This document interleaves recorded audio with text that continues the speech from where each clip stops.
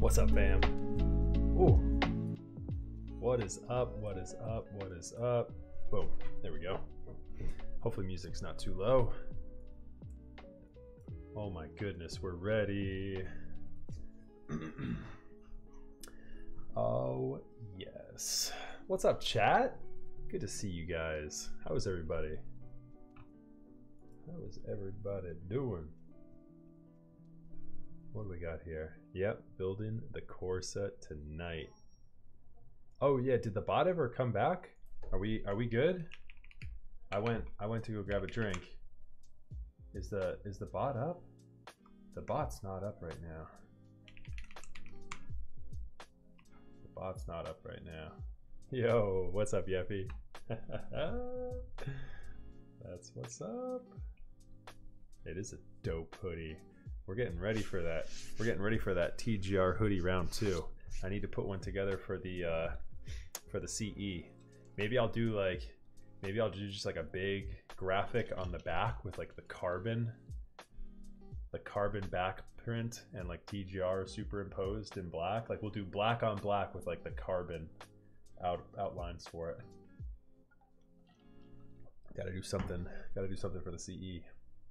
I still don't have mine. A window. What's up, Chokin?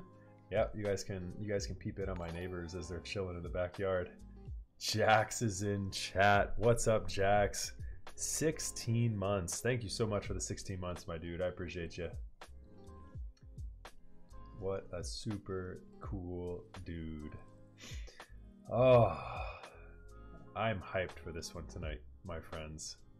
Super stoked. It's just been a good day overall. I hope everyone has having a great day. Man, I went into client site today at the office and I was able to solve some issues there. It's just been a good day. It's been a good day. I hope y'all are having a great week. You know, I know lots of tensions are high. If you guys are protesting, I hope you're being safe. Yeah, it's all good. Minter love. That's what's up. That's what's up. I like that. I like that emoji. Is that one of Minterly's? Is that one of Minterly's emojis? That's pretty cute. I'm pumped, bro. That was my first comment about this board. Instant cop for the R2 hoodie. There we go. That's what's up. What do you mean review for the tube? I missed it. Where was your first comment about this board? So an OTD, yes sir. What an amazing sound. Oh yeah, definitely an amazing sounding board. Disco Croc, what's up, my dude? G-Pone, I see you in chat. How you guys doing? I hope y'all are safe. I hope y'all are happy. I hope my bot comes back online. We have got the bot commands are in. I promise, guys. I promise they're in there. I was just checking CloudBot. Like, my bot is angry right now. It is not happy. Oh my goodness.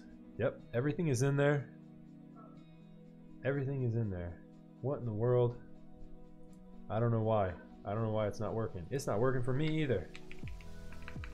Build, giveaway, socials, none of it. None of my bots working, but it's all good. It'll come back. Bot will be back. We'll be all right. Guys, stoked on this build tonight. We're gonna get into it here in just a little bit.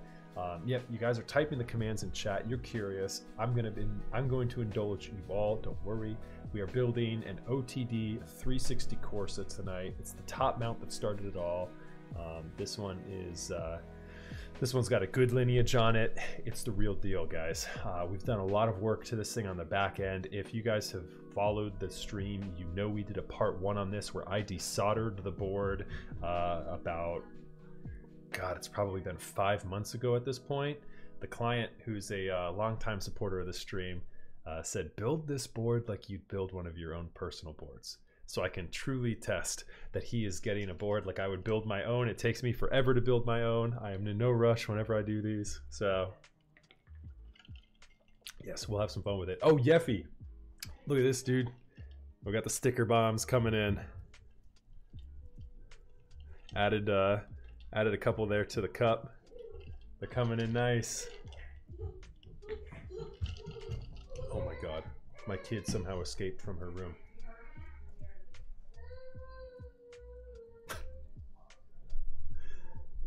I got people for that. Oh my God. She like comes through and she's like screaming and laughing and now crying. Like I think her reception was not appreciated by anyone else in the living room. Oh boy. All right, guys. So let's get into it. I mean, we've got chat flowing in here. We're 15 minutes live. Tech Nasty, what's up, my dude? Good to see you, Tech. What is up? What is up? Yeah, so like I was saying, man, I had a fantastic week. I had a lot of good mail come in. I had a great day at the office today. I thought I was going to have to deploy for a work TDY Sunday night. I thought I was going to have to drive about 5 hours Sunday night and get out to a data center that I'm working in. And I fixed the issue remotely today, so don't need to worry about that. I'm so stoked. Invisibility with the follow. Thank you, my dude. How have you not been following already, Invis? What's up, my man? Come on, yeah. Good to see you though, dude. Yeah, so it's been a good day, a good week. Little teaser already. Hold on, ready? Oh, what's that keycap set? That came back to the studio. That was here. It was at work. The keycaps came in, the keycaps went out, the board went out. It's back. The 1.2 was back in house. Yep, if you guys didn't catch that, here we go. Here's another little look. Oh, what's up, Jerk Chicken? Good to see you, my dude. Yeah, the 1.2 with the 8008 on it, looking real fresh. Chameleon, thank you very much for the follow. I appreciate that. This is a special 1.2. Are you guys ready for something special? I'm gonna share my other screen here in a second and show you guys something. So, wait for it. What's this? What's this? Is that a Matrix in Via? Oh my God. You're damn right it is. Matrix 1.2 in Via. That was a super pain in the ass to accomplish. Big shout out to Super User. Super User is a local keyboard enthusiast next to me. He is an absolute wizard. I brought the keyboard over to him. He said, I was complaining. I was like, I can't remap this thing. I love the profile. I love everything about it. But I can't not being able to remap this. TKL is a real pain in the butt. I don't need to do too much to it, but I like putting control right here. I'm an HHKB control fiend. I gotta have it there. And so yeah, he was able to work his wizardry on this PCB. Oh, incredible.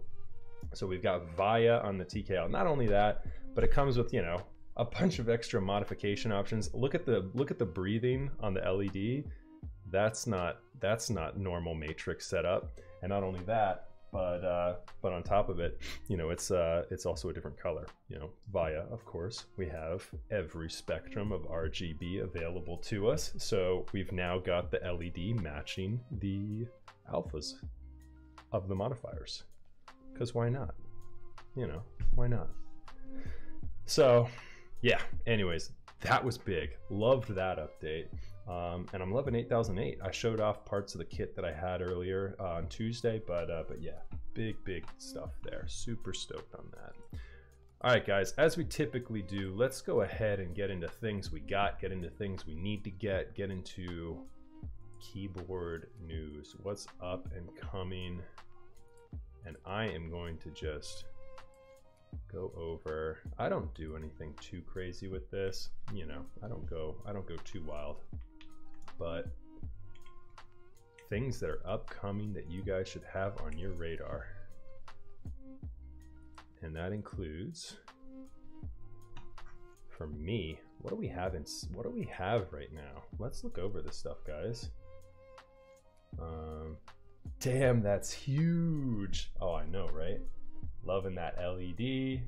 I actually have a Matrix Able, the Commando. It's so much nicer in person than you'd think, but I foamed it and it sounds incredible. Nice. Yeah, a little bit of foam goes a long way, right? My LEDs matching my HFO set. Nice, Sage. That's what's up. Yeah, so Super User took care of yours as well. Nice. Okay. Where'd I get my Matrix? I bought it from a friend of mine in the community for a pretty, I think I actually traded for it. I traded it for a couple artisans. Okay, so here are some things we got coming up. All right, June 10th until July 10th. What's today's date? Oh my God, it's available. If you guys are not in on this, you should be. This is going to be the set of 2021. I'm assuming 2021. I'd assume it doesn't come out this year. We'll see. I don't know. Maybe it will. That'd be like the greatest Christmas gift ever whenever it comes out. This keycap set, totally in. When are they saying it does come out? Yep, delivery is expected early 2021. We're gonna be starting 2021 off right. Yep, so yep, it's available. GMK Nord is up. This thing, in my opinion, this and GMK Dracula are going to be the keycap sets of 2020 and 2021. Why did it take so long for keycaps to be made? I think it's partly just due to GMK's scheduling. I mean, they're always working on something, but yeah, I mean, they roll them through. Yeah, they have a lot of work. They have a lot of work to do. And so, yep. So GMK Nord, that's definitely going to be a cop. I've been looking at this. What do you guys think of this? Is this in stock now too? Oh, look at that. So GMK Rouge, like Moulin Rouge, GMK Rouge. I'm loving this little cluster right here. 1, 2, 3, 4. Like that little subtle pop. I think it looks just really sweet. And the little modifier on number 2, I think that's pretty dope. So I'm pretty sure I'm in for this. It even gives you, you know what's funny? It gives you 1, 2, 3, and 4 in the normal color profile, but it gives you the same number 2 with that heart. Like if you wanted just the regular alphas without that symbol on it, I would assume that, you know, this should just be the regular ampersand, or not ampersand, the regular @ symbol. But yeah, I hate the heart on a number 2 sits lower than the other legends. Oh god, this is going to be one of those, once you see it, you can't unsee it. Oh my god. It does. I mean, if we throw enough feedback, these are just renders. If we throw enough feedback, maybe it won't, you know, maybe it won't be that bad. Oh, you know, there you go. No worries, dude. Just get an Alice. You'll never notice.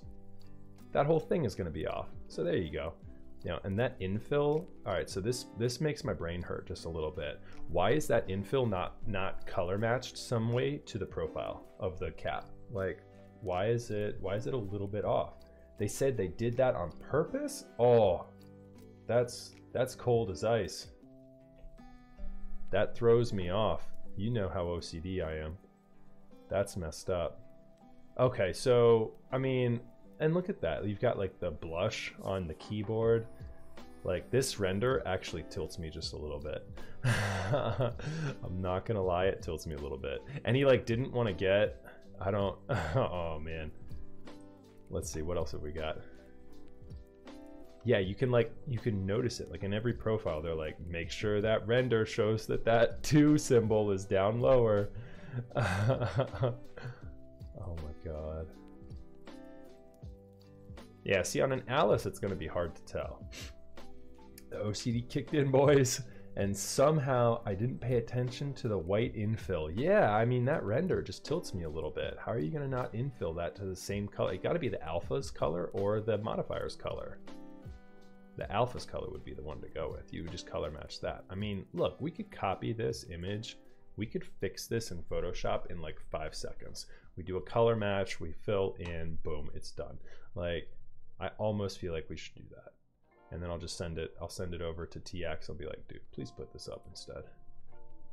It's the same thing here. Like, why? I don't understand. I wonder if they did all the renders in the Alice just because they didn't want to show off that that positioning was so off. Oh, man. I don't know about that. I don't know about that. I'm going to need to see some additional input on that one. All right, so GMK Nord, though, that's an easy one. We don't have to worry about that. Boneyard, that's another easy one. I missed out on this set when it was originally available. This is going to be an easy cop. We're going to grab the base kit, and you're going to have to grab the novelties as well because that caps lock has got to be with the dope skull. Got to get the skull on it. The enter key's kind of cool, too. And the win keyless. They're all kind of cool. Yep. Yeah, but Boneyard came out so much before Nines, didn't it? I mean, wasn't GMK Boneyard part of like Carbon Round 2? Or Carbon's been around for forever. It seems as though you were a fan of gray. Well, I mean, it was beige and I got too much shit for that, and so now I've moved on to gray. I mean, yeah, look at this. The Rouge, the Boneyard, the Nord. Are you seeing a trend here? What is John Wick all about? I don't know. Let's take a look at the interest check.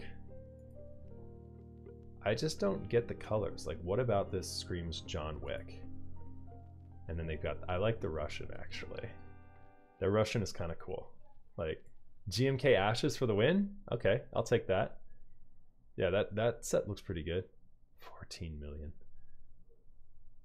It sounds like, I mean, it seems to me like they just kind of grabbed colors they liked the looks of, because this doesn't really match John Wick. John Wick was like black and white, right? I mean, he was wearing like the suit, the black tie suit, right? I mean, yeah, GMK Apollo is dope as well. Yeah, I can confirm GMK Apollo is looking nice.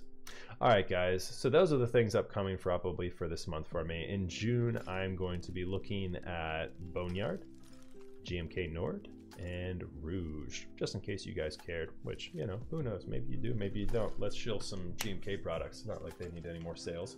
All right, what are we doing again tonight? Oh yeah, keyboard content. Boom. All right, we switched out the artisans a little bit. Oh man. All right, guys, who's ready to see it? Who's ready to see the case of the hour? Oh, you know what I need to do? I need to make sure my client is in here before we do the big reveal. Let's see here. He has a tendency of joining up and just lurking. Let's see if he's here.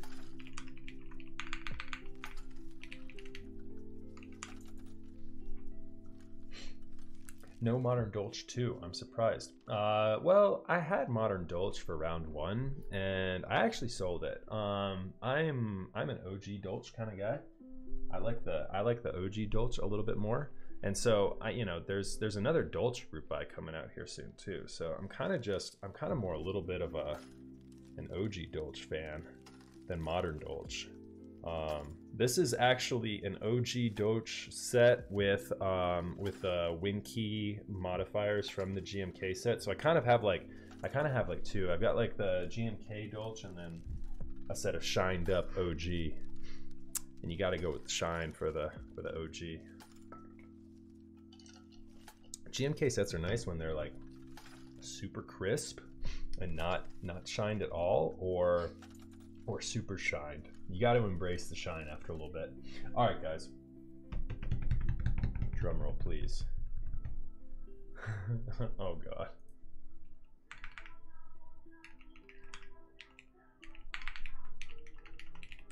Okay.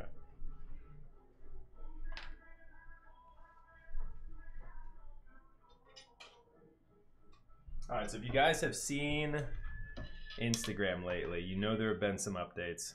I did some work to this guy off stream. Man, my bot is still down? Yikes. Okay.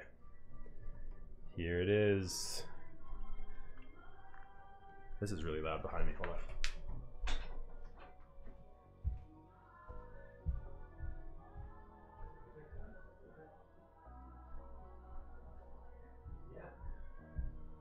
Closing my door too. Look at that movie blaring. Alright. I don't even know what they're watching. It sounds like they're watching like some Italian mobster movie or something.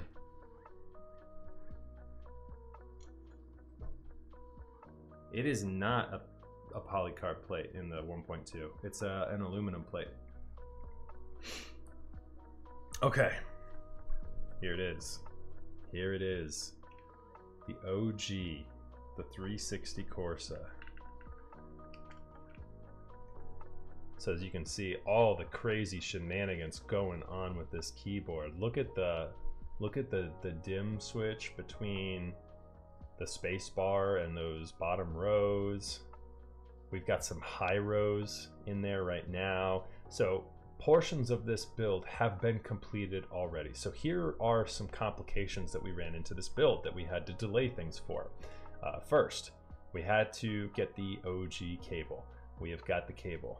It is super thick. We had to get the LED mod completed. So if you look here at the escape key, do you guys notice that discoloration on the top of the high rows housing? That is actually what you're seeing there is portions of that switch have been copper taped so that more LEDs are installed. So there are actually 3 LEDs on that escape key right now, and there is a wire that runs from this side of the board to right behind the cable and is connected via a shielded magnet wire to an LED strip on the bottom of the board. I'll show you guys all this here in just a minute. Of course, you got the caps lock key. That's another high rose. We've got an LED on that one as well. And then the scroll lock key is the third high rose that we're going to be putting on this build. That also is soldered in with an LED. I did all the LED work and cable work before. I'll show you guys close-ups on that here in just a minute. And the stabilizer work is completed as well, because as I mentioned, these three switches, the three high rows you guys are looking at right now, they are all soldered in, and I didn't want to have to do all of that work on stream. I mean, it was lengthy. I took my time with this and made sure this one was done completely as perfectly as I could. I enlisted the help of the guy who did my Matrix 1.2 on Via there below us. I enlisted Super User to assist with the magnet wire run for this difficult switch. I mean, the thing just overall is just a nutcase of OG goodness wrapped in all the difficulties that come inherent with an old school board. But it's got the GON controller on it though, so it's got boot mapper client. So how about that? A little bit of boot mapper goodness on this one. All right. Didn't you have one of these boards in silver as well? Yes, wink wink. Does each switch support those internal LEDs? Only the caps and scroll lock support in-switch LEDs. Yes, that is correct.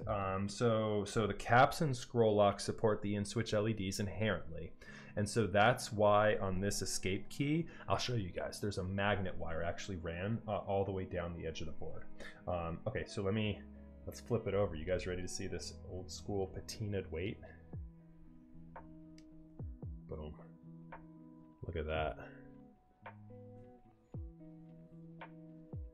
Look at that.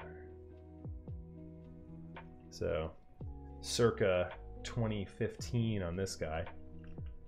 Yeah, definitely a high quality nut on this one. So let me plug it in real quick. I'll show you guys the LED action we've got working. The caps lock LED is on, but the LED, the caps lock is not, or the switch for that caps lock is not soldered in yet. And so we won't get a light there, but I believe I've got, let me plug it in, can I find my cable? There we go. So there's the, there we go. So there's the scroll lock LED, and that also turns on the escape LED.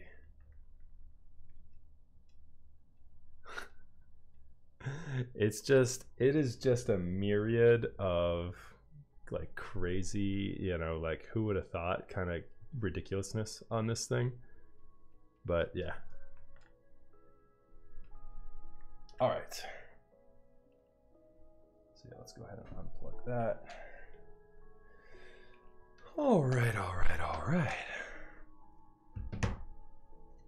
Yep, let's go ahead and move this guy. So I'm going to show you guys off. I'm going to show everything off here. I'm going to show you guys the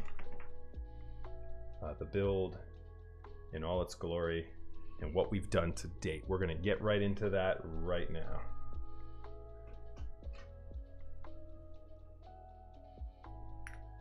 All right. I don't even know what the prices this thing would net right now in the current market. That might even be a little low. Corsas are no joke. So a little bit of history for you guys. Golf Boy, what's good, man? I'm doing well. How are you? Corsas, just a little bit of history for you guys. You've seen one for 7K. Ooh, we need to update the title. 7K build. Hey, is the bot working? Is the build command back up? The cloud bot has been down all stream so far. Yeah, I'm great though, Golf Boy. It's a great day. Had a great day at the office. Things have just been feeling good, and so so I got home. I was like, yep, tonight's the night for the Corsa. That was a CL. Yep, that makes more sense. A CL is a little bit different. But yep, the Corsas are, I believe, right there in that 4K plus or minus range. always give it a plus or minus, right? Maybe like 4K plus or minus $500, depending upon who's the seller. But man, you know, you've got Jane V2s these days selling for 3,500. So, you know, and Yuxi's sitting there himself saying that, you know, the Corsa's a better board than the V2. But then again, he's an OTD guy. He's an OG collector. He's got the OTD. He's got the Corsa. I believe Yuxi's got a CL. But anyway, some history here. This is the one, guys and girls. This is the one that started it all, they say. Dubbed the one that started it all. The top mount that started it all. So top mount keyboards weren't really a thing before the Corsa came along. And here we are. Here we are, almost 6 years later, and top mount, and you know, recently replaced probably by top mount, pseudo top mounts with a gasket mount or sandwich mounts are all the craze, right? So this is the first top mount keyboard that you know, really ever came out. All right, let's see here. I want to get this. Let me see how many screws we actually have out.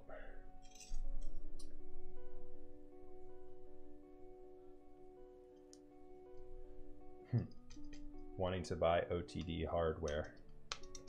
$50 a screw.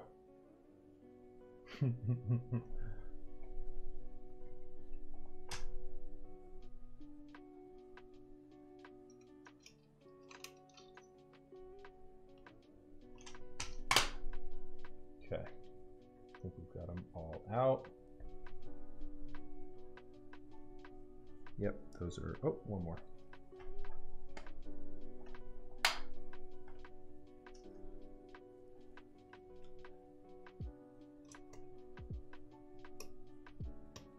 So this was not built too well when I first received it, hence the rebuild. And Urban Line has followed. Thank you very much for that. Even with that said, with it not built and the stabilizers kind of rattly, the flex inherent with this board is one of the nicest I've ever felt. Okay, so here you go, guys. What do you want to see first? Do you want to see the internal weight, or do you want to see this crazy PCB? As soon as I saw OTD in the title, I had to tune in. That's what's up. All right, here we go. Boom. There it is. There's the internals here for you.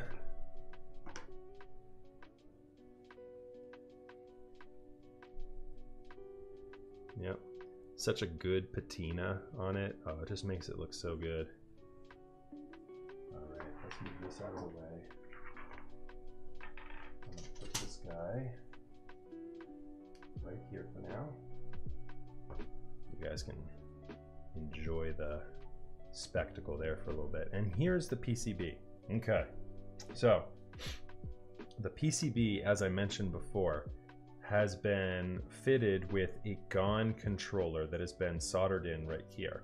The nice part about the GON controller, this guy was absolutely brilliant.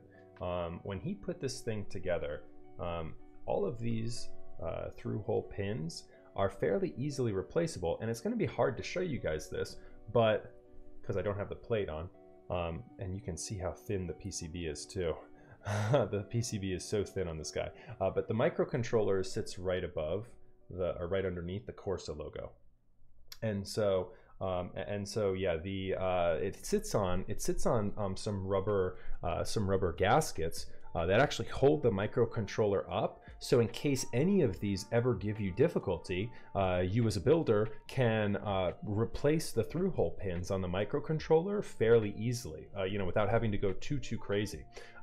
Yeah, the controller itself, really beautiful.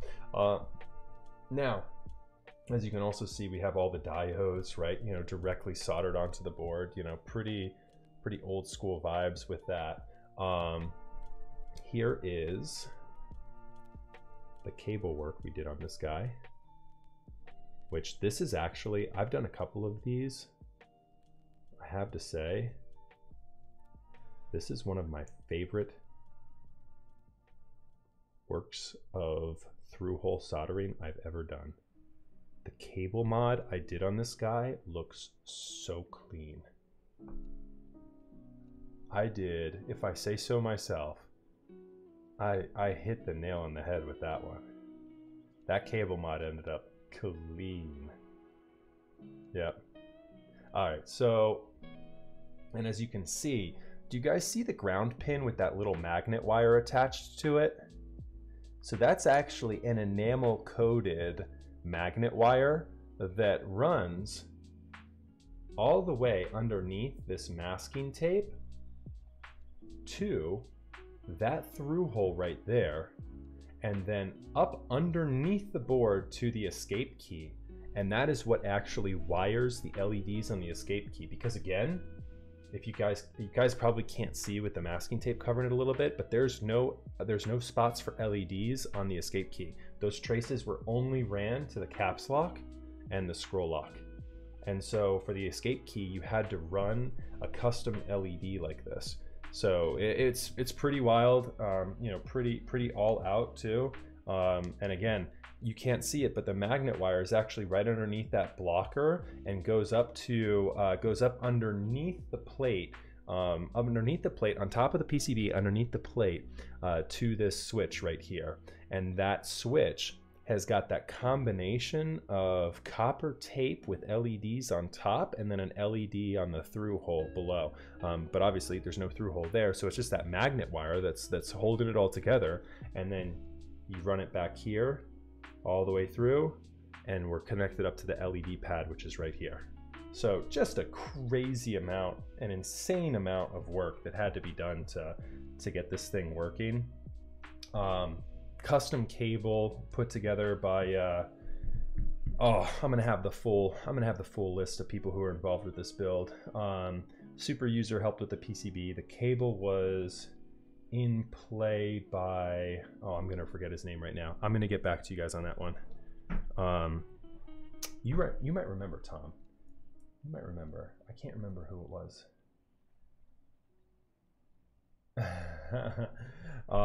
But yeah, definitely Santiago. That's who it is. Yep. Super users got it. Or Santiago. Yeah. However his name goes. Yeah. But yeah, super thick coil on this cable. It's okay, right? I mean, the cable actually went hand in hand with challenges as well. Santiago, that's right. The cable went hand in hand with challenges because we actually asked for a G80 sized cable, and all of his cables are actually the same thickness. I found out in post. You know, I asked for a G80 cable, and this is what we got. I will show you a G80 cable.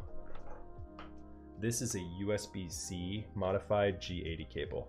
You can see there's a little bit of a difference in the thickness. So one's just a little bit larger. But yeah, and in turn we had challenges with heat shrinking on the cable too. You know, with the thickness of the heat shrink that's actually on it by default. So anyways, there's all the crazy little nuances of this guy. So a little dissimilar to our normal build process, right guys? Here's what we're doing tonight. We are already lubed up with switches. I have got a set of nice old school Cherry MX vintage blacks. I tuned them myself. I repeat, this is a client build. I got suckered into tuning these switches myself.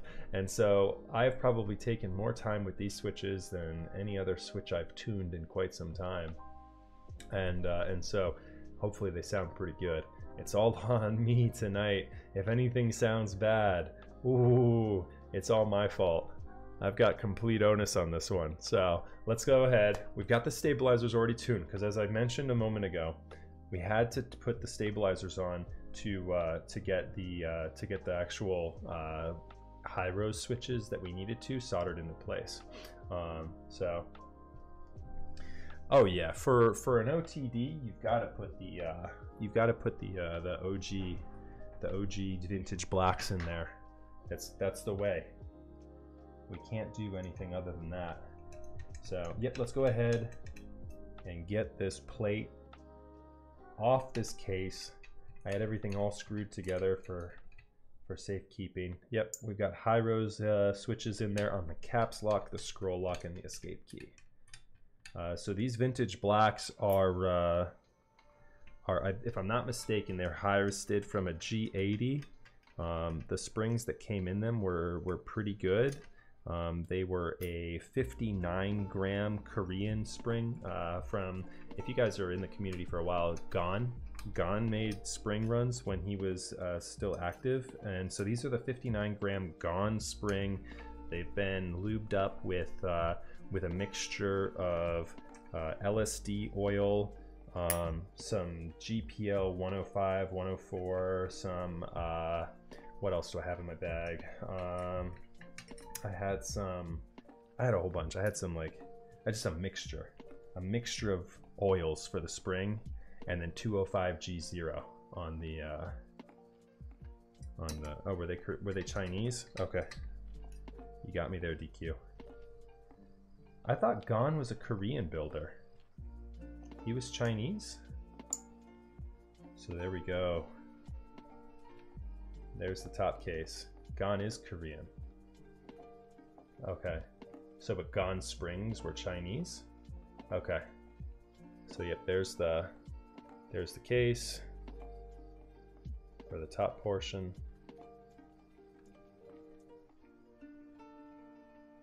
With that classic flawed yet incredible looking anodization. You know, if you're the OG collector, you've got to see the flaws in the anodization to know it's real. So we'll put this guy right there. All right, and now you guys can see maybe a little bit more of this crazy PCB. All right, so there's the controller, the Gon controller, the A356, designed by Gon. You've got that crazy dim switch there to control layers. This is Bootmapper client since the Gon microcontroller is on here. And then you can see we have a little bit of tape covering the magnet wire that goes up over the PCB into this crazy LED here. All right, so let me go ahead and grab the switches for our tune tonight.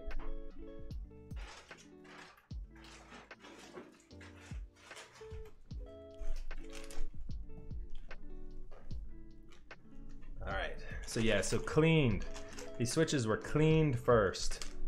I cleaned these things probably for an entire day. Nice UTD. Get out of here, bro. And then the ultrasonic clean, I mean, I cleaned them for half the day, went back, cleaned them for the rest of the day. Like, they took a while to clean. And yeah, I mean, I've tested each one of these for consistency. They are all pretty solid. We've got them filmed up with this with a nice little red film there. Paraffin oil, that's what it was. It was LSD oil, paraffin oil, some GPL 104, 105, just basically a collection and smattering of a bunch of oils.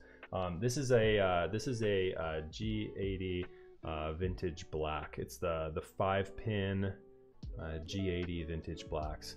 I'm gonna guess this date code is somewhere between like A and E for the date code. If there's any vintage boys up in chat. And no olive oil used in this one, DQ. Can you even hear how muted that thing sounds? Oh, this OTD is probably why I was able to buy some artisans from Tom. Might have been, but no, there's another reason why you're able to buy some artisans from Tom. I don't know if he wants to share what he went in on, but yeah, it wasn't this OTD. Yeah, Tom is a collector of many fine artifacts. So you guys will be able to see here in just a moment, you know, how thin this PCB is. It's really pretty wild. The PCB and the plate are both really thin. I'm actually going to do this. I'm going to put the cable so that I'm not torquing it around my neck here when I lift this up, and we'll do some switch installs here. we're gonna do 1 and 1 so we make sure we get the plate right.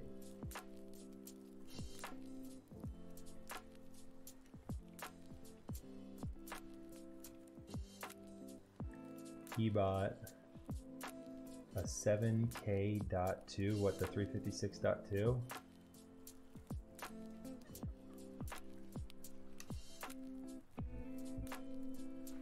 So yeah, can you guys see, I don't have a PCB to compare it to side by side, but can you guys tell how thin that is? Like this PCB is thin. It's what's got people coming back to these thinner materials and thinner PCBs. Like it's what's got Heine coming back to is coming back to it. Yeah, exactly. Heine's making. I've been waiting. He says he's making them. I haven't seen them yet. But yeah, it is right, exactly, and that's why you know, getting back to an aluminum plate, which is really what's providing a great acoustic sound. I think acoustically, aluminum is one of the best sounding plates you can get, and having a thin aluminum plate with these relief stress cutouts and a thin PCB, you know, it gives you just enough rigidity while still having some flex, but man, it allows you to take advantage of the aluminum material while still almost having close to like a polycarbonate typing experience. So yeah, this was definitely a game changer. I think a lot of designers were influenced by this board. I mean, we know TGR was influenced by it. I mean, Sam collects the OTDs. I don't know how many he has these days, but that clickbait title. That's I mean, there's no bait. This is easily exactly what I put in the title, but hey, whatever works, right? I mean, this just is what it is.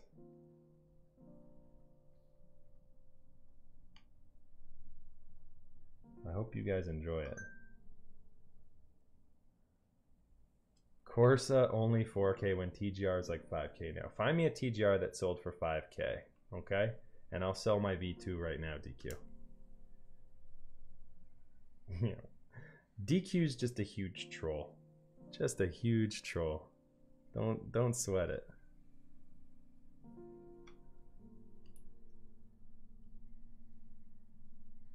$4.2, yeah, okay. Doubt. I doubt it. I doubt it. I doubt it. I doubt it.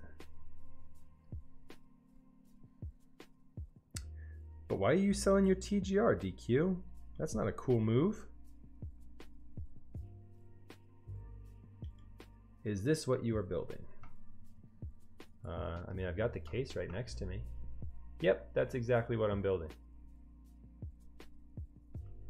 Oh, wait. Apple Silver to Tom from Photech. Is this the exact same? This looks like it might, no, this isn't it, because this was, the one here was actually new. That was a kit.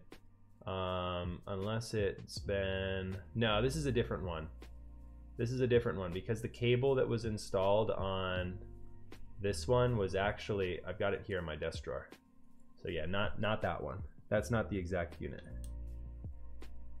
Yeah, no, close, but that's not the exact unit. So the cable that I have right here, it actually, I don't think it's the, yeah, it's definitely, it's like a black heat shrink cable. But I think I actually have it in the box behind me right now, so it's not, that's not it. I think that case is what makes the whole build expensive. No, it's not, Golf Boy. So contrary to that, I mean, it actually is the feel. You know, this board, as I was mentioning earlier, it was built, you know, not too well. Stabilizers were a little rattly. I was typing on it for a bit, and I was incredibly impressed with how much flex there is inherently to this board.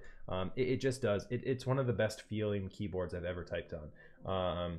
Chris Stomp, my day job. I am a network architect by trade. So I build out the networks. So, general engineering background. So you install 5G towers? Haha. Not at the moment. No, I'm not. I'm not into that. My firm is actually still getting into that technology. I've been in so many 5G seminars in the last like 3 months. It's absurd. So many. But yeah, everyone's going in deep on 5G right now. What happened here? What's some other clickbait for me? Bro, you got corona. Okay, DQ. Okay, buddy. Why are you so toxic? Why are you so toxic, bro? You just got back into, you know, all the chats and everything. Okay. Wow. Okay, buddy.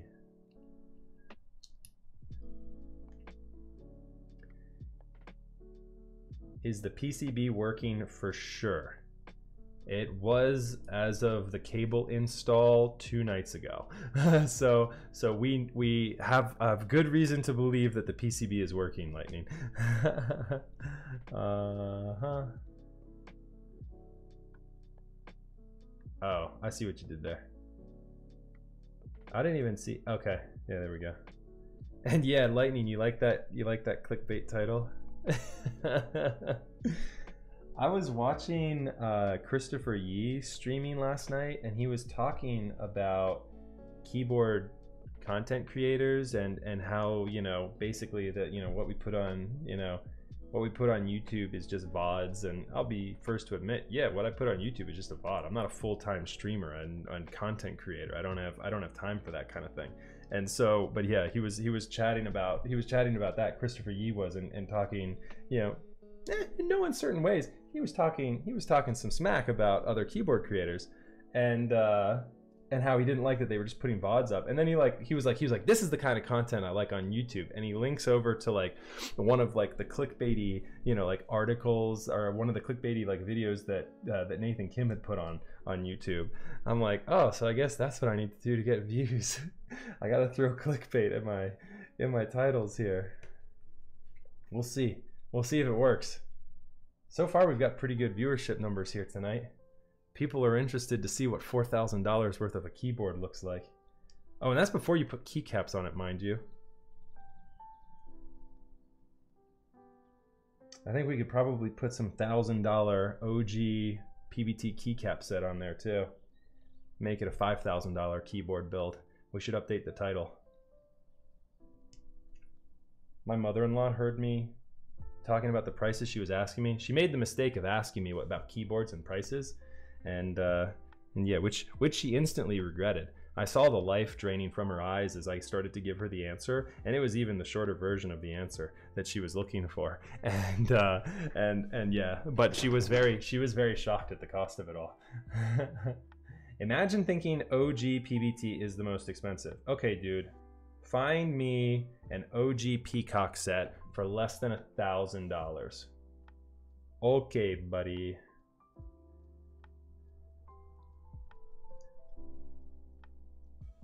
Because OG Peacock would pull a big number right now.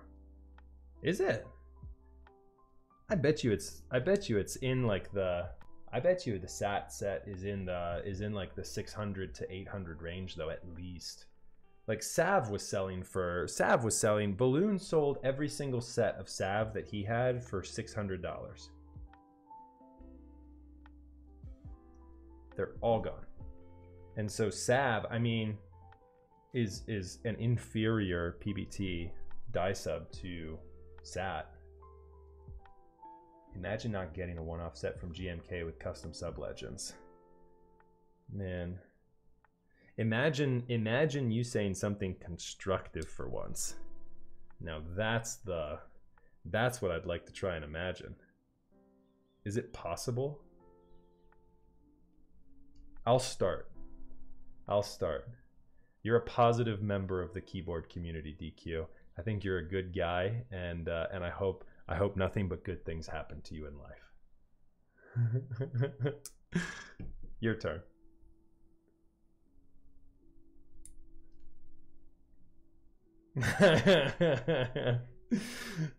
Uh-huh. Okay. I love my YouTube videos too. I think I've got a real Bob Ross thing going on here. Uh-huh. Did you pick up on any of that review for the tube? Man, I think so. I think there might have been a little sarcasm in that. I have flux on this pin. I hope we work. Let's get in there. Let's get in there. Nice. Come on, come on, come on. Oh yeah, let's get it. Oh. What does race have anything to do with it? I was just going for, like, you know, kind of like the same chill vibes that Bob Ross has got, you know, going on in there. My stabilizer tuning video. Hey keyboard enthusiasts, Max F here. It's been a while since the last stabilizer tuning video has come out. I think it's time we take another look. So, spoiler alert, if you want to see how I tune stabilizers, go watch my YouTube video, because I'm not tuning stabilizers tonight. Already done it for this build. So for all you stabilizer tuning lovers,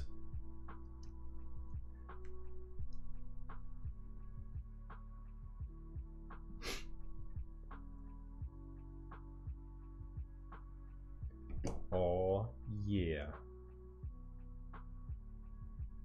So DQ, you're back in customs. What's next for you? Where do we go from here? You've gotten back to square one.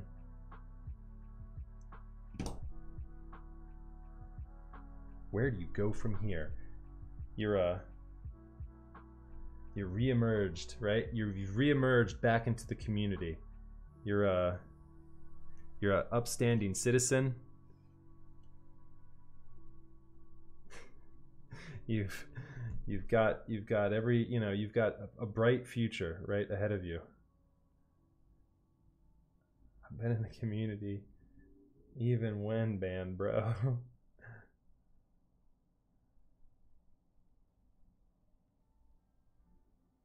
Do I need a fourth key when I can't even type without looking at it? Yeah, probably. Who said you need to actually be able to type on a keyboard to have a keyboard? I still can't type, and I've got like 10 of them. Getting it. Nice. That's the sort of impulsive purchase we are looking for in this channel. If you guys haven't noticed, I've got an Amazon Blacksmith link there. If you need anything from Amazon, make your desk studio look like my desk studio. Click on that, sends me back some money. What's up? Yo, what's up, Corgi? I see you in chat, my dude. Corgi Butt's in the chat.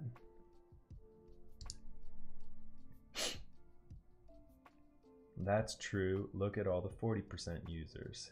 I used to have in my build services promotion on Reddit a 40s like meme where I was like breaking down the costs for all my build services, and for 40s it was like macro pad $30, 50% keyboard like $50, or 60% keyboard $50, 65 would be like $60, and for 40s I put $300 just to troll that community.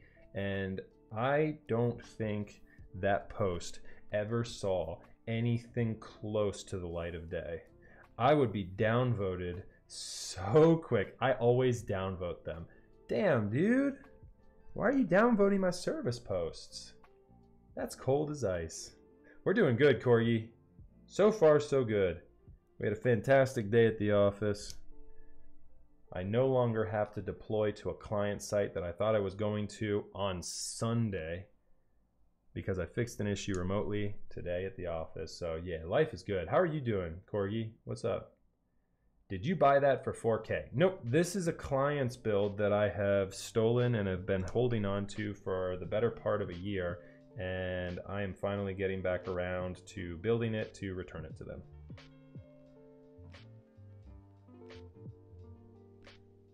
The client asked me to build this keyboard as if it were mine, and so I decided to keep it as if it were mine.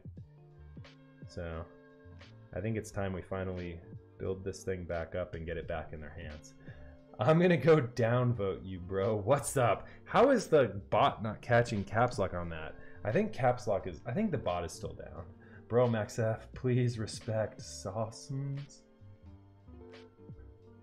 I don't even know. He has 50K plus in MapleStory.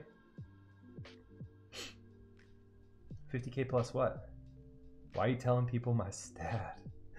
I don't know anything about MapleStory, so but I'll respect you regardless of what you do in MapleStory. I think you're a quality human being, Sauce, and deserving of not just my respect, but everyone's. So you do you, brother. Whoa. Oh shit, I hit my microphone. You'll never hear it from DQ, but there's some praise to just a random stranger for no reason.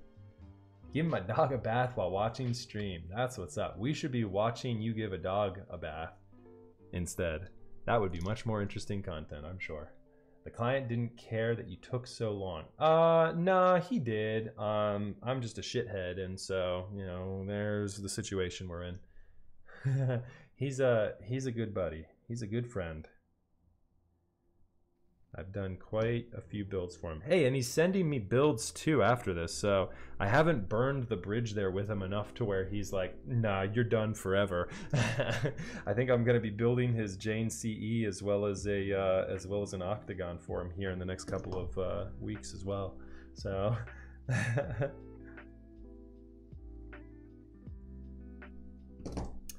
all right, must be a rich client. Well, it's not Rich. His name isn't Rich. So guess again. Oh man, oh man, oh man. We are almost there. This is our spacebar. Not that. That. We've got an MX gray linear for the spacebar. I need to double check too. I think I put... Oh yeah, that's got the proper spring in it, baby. We're ready. We are ready. What's this guy do for a living? Prince Money. The client, I'm assuming you're talking about.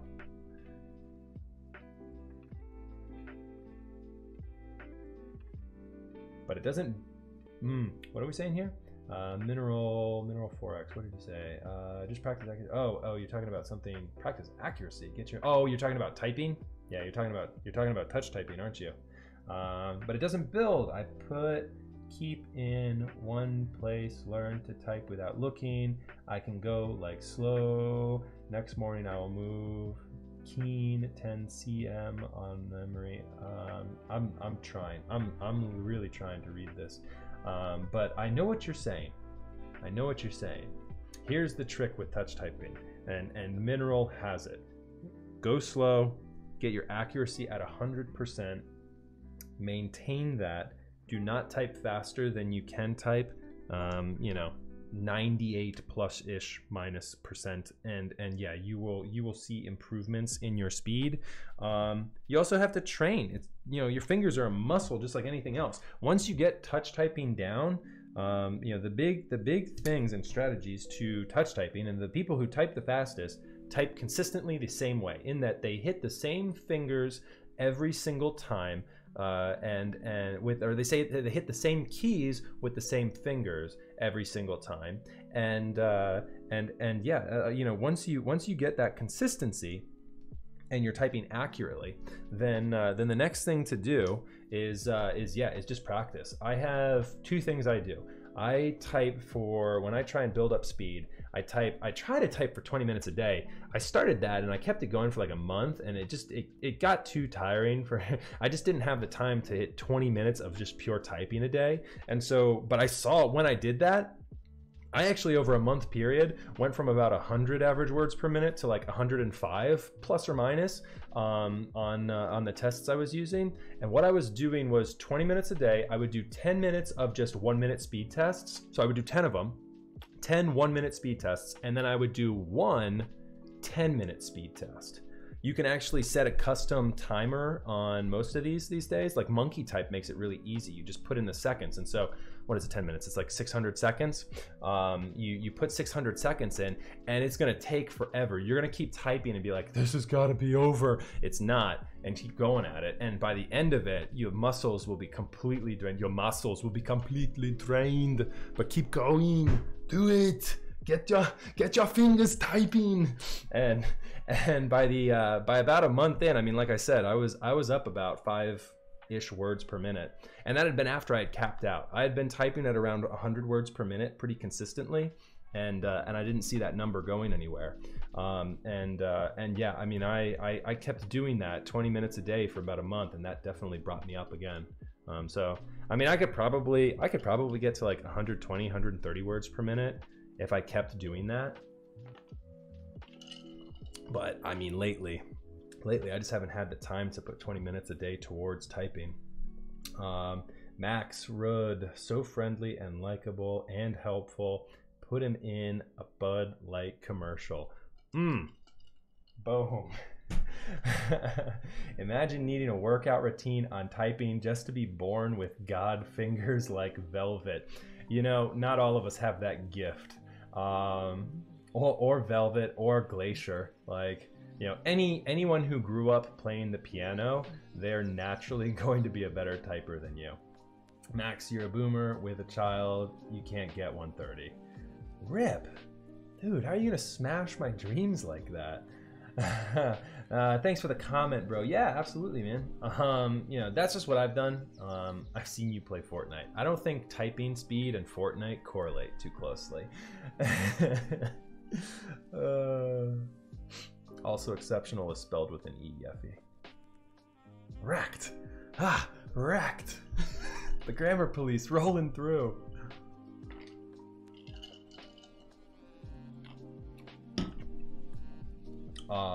Minterly, don't like vintage blacks. Oh, the caps lock bot is absolutely down right now. Dude, what is that desk? I've been looking for it everywhere. This is an IKEA. The IKEA desk. It's like all over the internet. The IKEA Carl B countertop. People go ham over that. And just about every battle station post on Reddit, they're all over. Shit talking 12-year-olds at 120 WPM is necessary because I suck at first-person shooters. There we go. I'm assuming you're speaking for DQ. That's why you use voice chat. Oh, yikes. All right, moving on. We've got our switches installed. Let's go ahead and gingerly turn this thing over with our cable, making sure we keep the pressure points off of it. Boom. And check and see what we're looking at in terms of pins.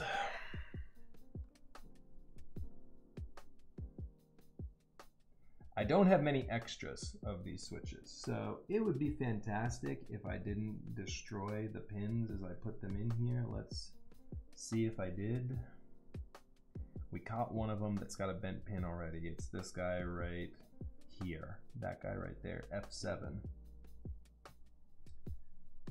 Not many PCB makers actually put all the actual labels on them these days. This PCB does. That's kind of a nice little feature. I don't know why people don't do that more often. It's kind of just nice to know what key you're soldering into, you know, with having the board flipped over. So I'll show you guys the close-up if you didn't catch it, but it's got all the labels for every one of these switches and what key they correlate to on the top end. Left shift. Oh, I didn't put my left shift key in, actually. That is why I probably have that switch right there. So I was wondering how I had one extra. All right, so F7 and the left shift are the keys we need to address real quick. And the left shift is an easy one because I just didn't install this guy. So let's go ahead and get that sorted. And then F7, so 5, 6, 7. We just put this away too. I thought I was done. I'm apparently not done with it. Okay. All right, so there's the switch with the problem on the pin. And we are going to lift that guy back up. And we are going to pray. Everyone pray in chat. Let's get it. Let's put this thing in here. Boom. All right. We are installed. The PCB is installed, friends. Or the switches have been installed into the PCB, I should say. Moving right along. All right. Labeling bottom row space bars is very nice. Yeah, that's the space. Do you guys see that? Space. Just in case you didn't know, that's the space. Maybe that's a little overkill. I mean, but you know, hey, what would that have really saved you in production costs, right? Probably not that much. I expect when I get my Rukia from you, Jax, that the space be labeled. You better Sharpie that PCB if it's not. I just want space written out right there below it. You'd have to write it twice. Space and space for the Rukia. All right, so shout out to Yeffy for this next little upgrade. We are going to be, actually first things first, I'm gonna move the case so that I don't potentially get flux spitting up on this thing. I'll show you guys real quick again. This is what we're working on tonight. It's the OG, it's the Corsa, you know it. You're about to love it. Let's go. We're moving that right there on top of the Pelican case, and we got a nice little gift in today, an updated soldering mat from one of our good friends. Yeffy hooked us up with this guy. So stoked on this. Thank you very much, Yeffy. You are a gentleman and a scholar. And Bree, I know, you know, I know you're too good for this guy. Yeffy, marry her before she wisens up. Boom. Thank you guys. I appreciate y'all. Much, much love. All right.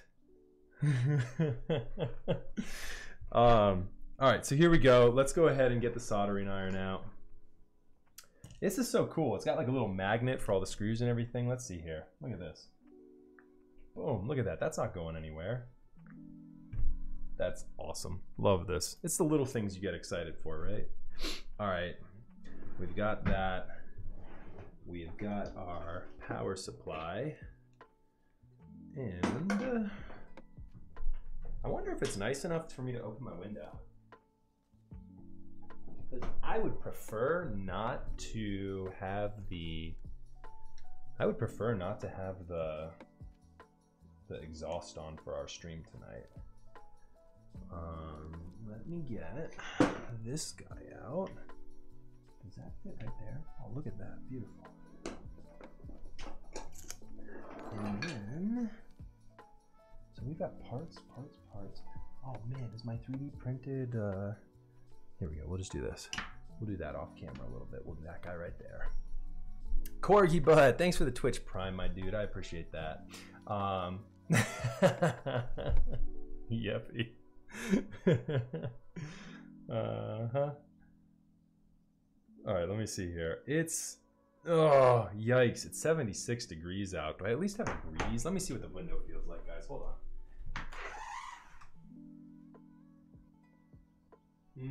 There's not much of a breeze. We'll go with it. We'll see what we get.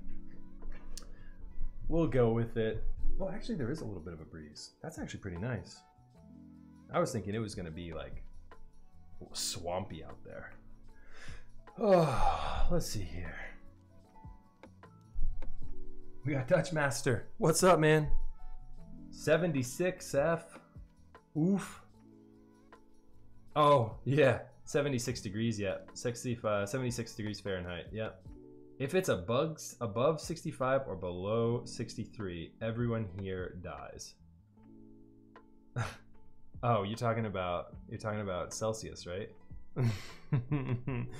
You guys, you crazy cats with your metric. Here as in where I live. Oh, are you, if it's above 65 or below 63, where would that even be where the weather would be that temperate? Is that like Bay Area, Jax?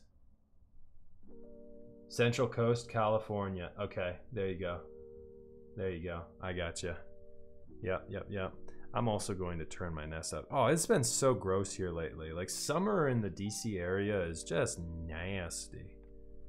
Yeah, it's nasty. Because we get the worst of it. I mean, this is technically a swamp where I live. Central Coast, California. Yeah, that must be nice. 64 is the sweet spot. 80s here. It's disgusting and humid in New Jersey as well. Yeah, we're stuck in it, Yeffy. You, me, Bree, we're stuck in it. What do we got though? It's Hawaii, right? That's where we need to be. Hawaii goes up to like the 70s and 80s during the day, and then at night it drops to like the 60s. It's so nice. When I first got down to Hawaii, I was really concerned because there was no AC unit in our place, and yeah, the first night I was like ready to just be, you know, going over to a hotel. And yeah, it dropped in temperature, and I was actually cold overnight. Oh, it was fantastic. And then the next day it's like back in like the 80s, and you're like, you know, hanging out at the beach. So nice. So nice. We've talked about Hawaii and how I should be living there. We've talked about this in stream. All right, so we are going with the 4 corners first. We have to be extra careful of these little diodes here, making sure we don't get those guys ripped off. We will heat our gun up here, our iron up. So there we go, there we go. Oh, and actually I want to turn this down a little bit. Hold up. Working temperature, yep. I want to turn this down to 600. There we go. This guy cools down so fast that yeah, I don't really have to worry about it too much. These are so good. Like, if you guys were looking at getting a soldering iron, these are on the more expensive side. The TS80P, the TS80P, the P makes a difference. And yeah, they're so nice. Is a USB soldering iron worth buying? Yes, this is a USB soldering iron. And it is absolutely worth buying. So here are the advantages to it. It was old school thought, and this is actually me like regurgitating knowledge I just learned from Super User the other day. It was old school thought that in order to maintain that constant temperature, you needed to store up a lot of heat, i.e. that's why you had with the Heiko those larger boxes that would come with them, and the heat would you know, remain stored up in that and in the tip, and you would maintain you know, and you maintain your temperature throughout soldering. These guys are so small and so efficient, and these tips are actually like hollowed out. I don't know the technology in these tips, but they heat up super fast, and what's more important is they cool off almost just as fast. Like, I can have this thing go into standby mode while I'm in the midst of streaming, and it'll be cooled off to the point where I can actually touch it with my hand and it not destroy anything. It's, you know, it's great. I love this one. So there's a TS80, a TS100, but then this is the TS80P. Nice tips. That's right. We keeping our tips fresh. So yeah, it's super sweet. This is probably the 3rd build I've done with this soldering iron, and yeah, every one I've done so far is just been beautiful. I did the cable mod with this iron. I got a scar from an old solder iron once. Yeah, I mean, they're so hot, and they take so long to cool off even after you've unplugged it and had it off for 5 minutes. You know, that thing is still, you know, 300-400 degrees. It's Fahrenheit, obviously. You know, you're looking probably like 2 to 250 Celsius, and still, you know, after you thought you would have had it unplugged long enough for it to be cooled off. Yeah, you gotta be careful. Gotta be careful with those guys. All right, so the corners are just about done. 50% there. Get this pause break key done here real quick. So, all right, if you guys are new to the stream and just tuning in, first and foremost, thank you. I appreciate you guys. I do keyboard content 2 times a week. I'm actually going to be taking that up probably to 3 times a week. I've got enough client work coming in these days that a third day is probably just going to be necessary for me to keep my queue pretty expedient. And so I'm super stoked on that. I haven't decided what nights I'll be switching to, but as it stands right now, Tuesdays and Thursday nights is when we stream this keyboard content. And what keeps it running, what keeps it alive, are client builds like this one I'm doing here tonight. If you guys are in the keyboard hobby or even thinking about getting into the keyboard hobby, whether you're experienced builder yourself or just brand new and fresh and looking to get into it, I offer these keyboard build services to any and all, and with that, I've had both experienced and non-experienced builders come to me. Some people just like the way I tune my boards, and so I have done, God, this day and age, I think I've done about 100+ builds for clients. So I like to, tote that I've got a good amount of experience underneath my belt here. And so, yeah, if you're interested, I keep a build service link in the summary below. If you guys didn't get it, I'm going on my little pedestal here for a second. I'll catch up on chat in just a second. And again, if you're tuning in for the first time, this stream is sponsored by a couple of different companies. We've got Zeal PC as our first sponsor. They are a purveyor of high quality bespoke keyboards and keyboard accessories. Zeal right now on the Zeal PC, you can grab Zeal.pc, you can grab the Telios and Zealios V2. You can stock up on stabilizers. I believe it's one of the only places you can get 205G0 right now. And for all your switch lubing needs, right? And if you feel so inclined, I do have a referral link in the profile there below, that if you use that when you check out, I get a nice little kickback, and any money I get there, as well as donations and subscriptions, and oftentimes the money from my build service, I put right back into the stream to, bring you guys higher quality content. And I appreciate that very much. Same kind of deal with my Amazon Blacksmith link. I need to update that probably. But yeah, I do need to update that because the TS80P is not on there, and this has been my go-to iron here for the last couple of weeks. All right, so the next sponsor is Mint Autumn. You guys saw Jax in chat throughout the evening here. Jax Static is a longtime supporter of the stream. He is one of the nicest guys in the community, just super, super knowledgeable and awesome in more ways than one. And on top of that, he designs a pretty cool keyboard. If you guys have seen the Rukia keyboard, then you already know. Mint Autumn. Keep checking his website. There's no active products on there right now, but he will be coming back soon, and you guys aren't going to want to miss the projects that'll be coming out of Jax Static's crazy mind once he starts rolling. Thank you so much for the 16 months today too. Jax, he's our man. If he can't do it, no one can. Oh boy, let's never do that again. Let's keep to more Arnold, less cheerleaders. So anyways, that's my spiel. I appreciate you guys stopping by here today.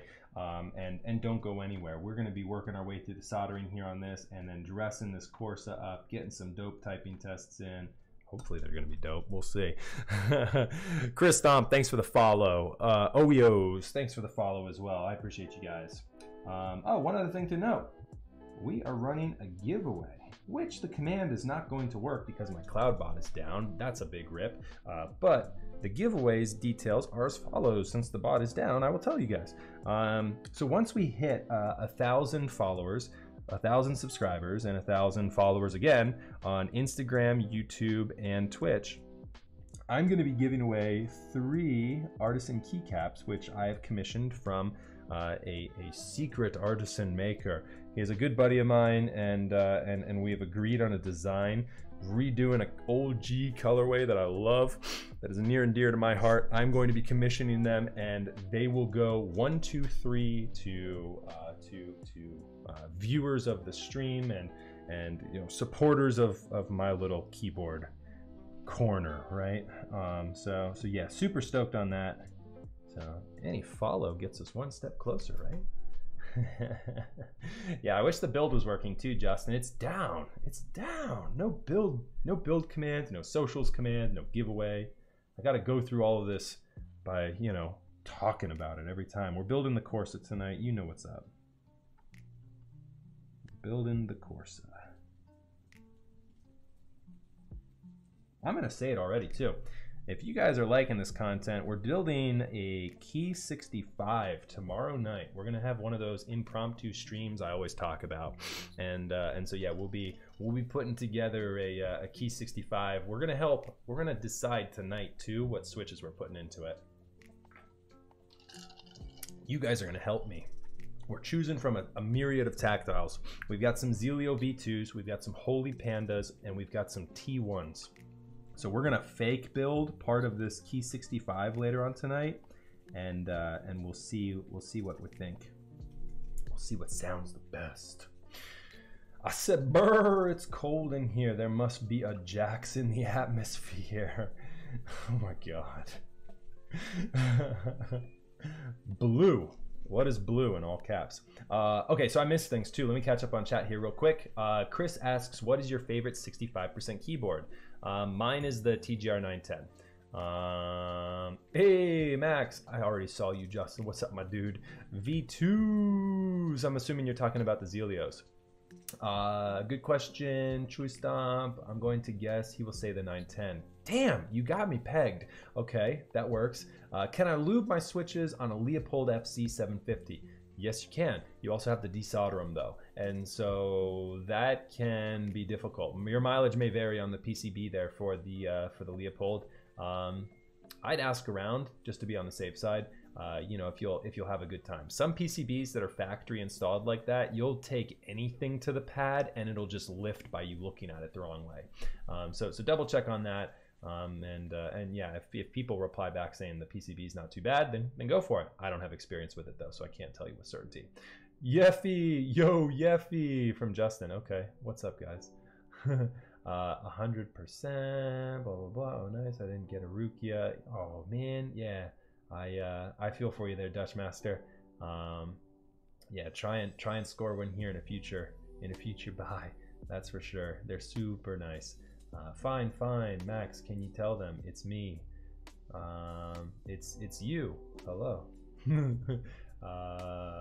Blue. I still don't know what blue means in all caps. Blue switches. And review for the tubes. Noticing you was right. Yep. Like I said, you got me pegged. And thoughts on a hot swappable PCB? Okay, so I am not a fan of hot swap. I know that is an unpopular opinion for some. But it's just not my thing. I think you get a better result from soldering your switches in. I can detail that explanation a little bit by telling you why.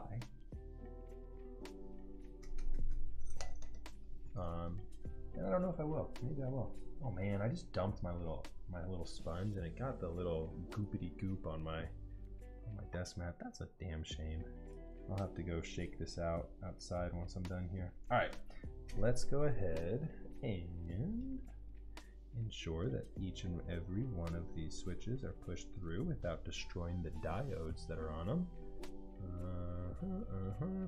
Yeah, so all right, there it is. There's the Y. Okay, some more details. All right, so hot swaps, whether they're Kale, Milmax, the Hole Tights, anything really on the market these days, right? They are in many ways difficult to work with. So despite being, a compatible socket, right? You working on a PCB that's on the compatibility list for said hot swap socket, I've had them pull out on me.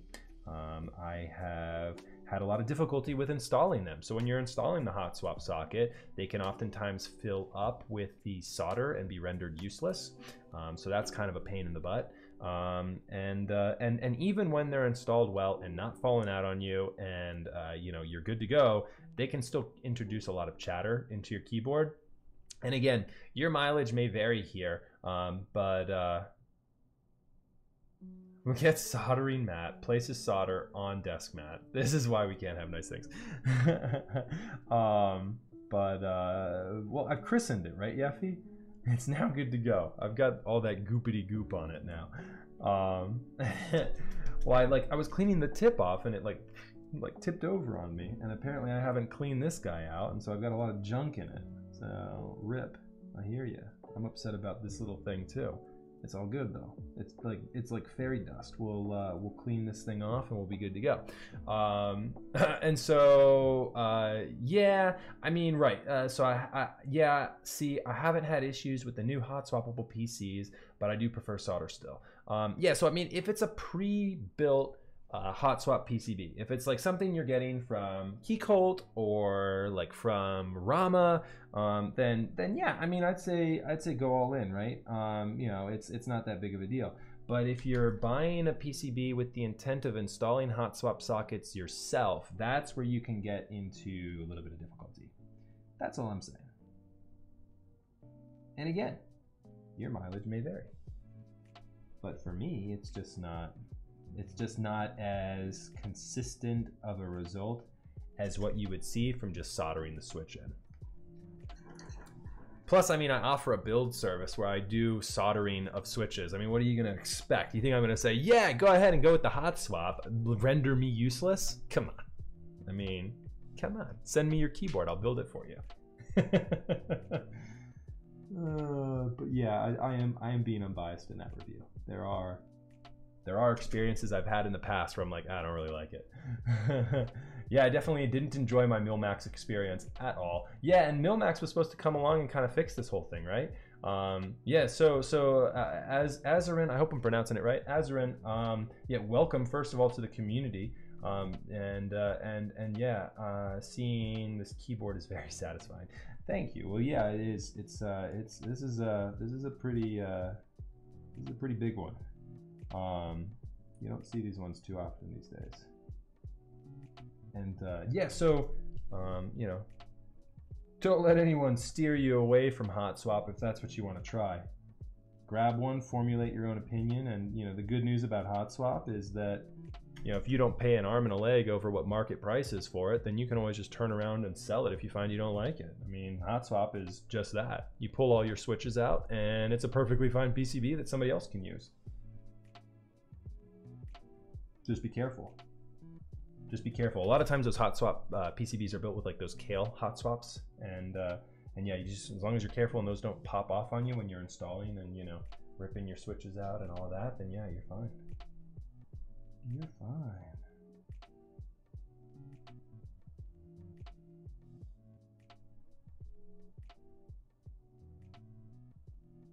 Oh man, oh man, oh man.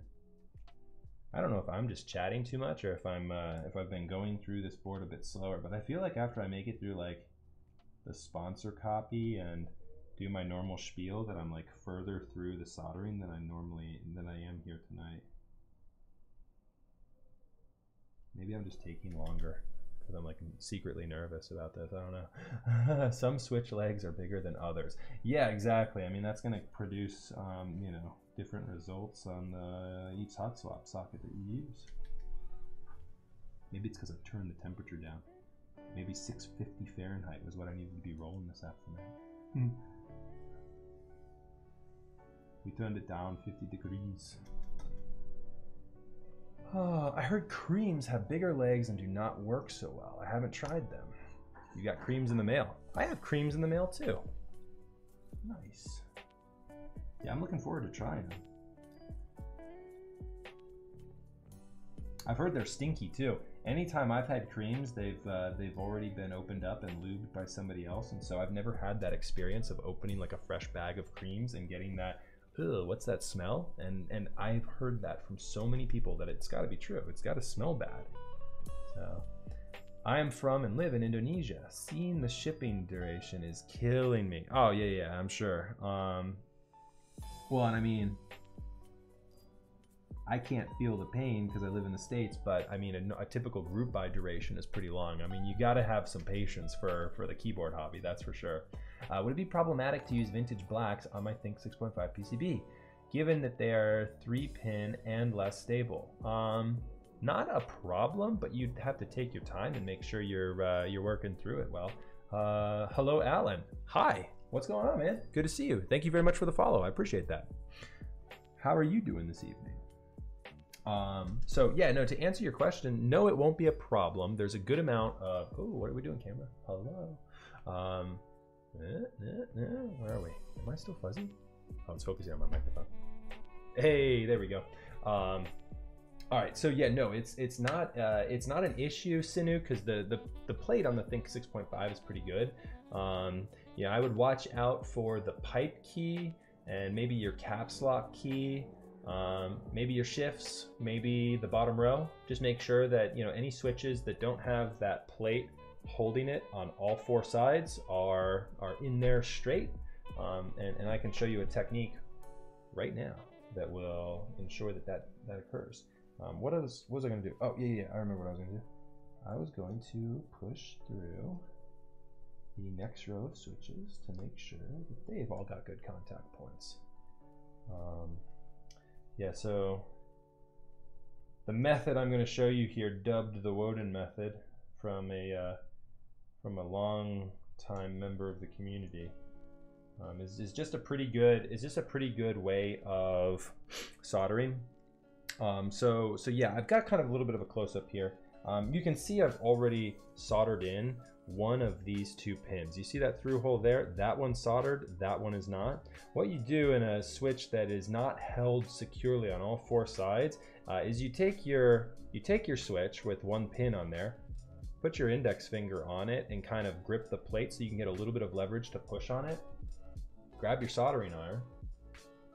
You heat the tip after you've, like I said, I've deployed solder onto one of these stems already. You heat this stem. This goes molten. I push the switch a little bit. I take the soldering iron off. I'm holding it. You see my white knuckle there? I'm holding it a little bit. The joint is no longer molten. It's dry. I've pushed it in there and the solder has held it in there and clamped it in there. Now, with the switch in there completely, I know it's in there completely. I did the whole pressure on it. I've got the molten solder now solidified again, holding it in there securely. Now I do the second stem. So that was overkill. I did not need to do that for this guy because this guy has 5 pins and it's also got 4 corners on each side of the switch held in there. But, you know, for example, that's what you would do on like the pipe key in your bottom row. Pretty much anywhere where the plate's not holding a 3-pin switch on all sides. So to answer your question, no, you don't need to be worried about having that be problematic, but yes, I would take my time.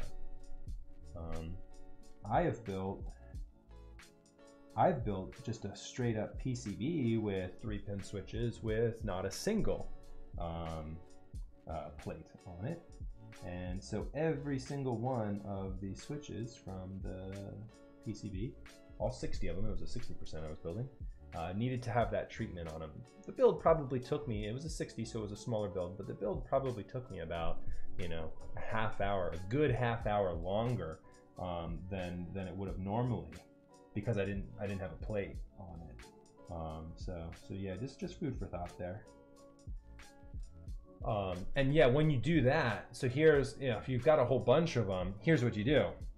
Solder 1 pin, solder 1 pin, solder 1 pin, solder 1 pin, solder 1 pin. And then you just work your finger from each side, heat the tip, push it through, take the tip off, put the finger on the next switch, heat the tip, push the switch through, take your, you know, soldering iron off, and you just keep working your way down on all those single pins, and then you hit the second pin, you know, and complete the switch install for that row.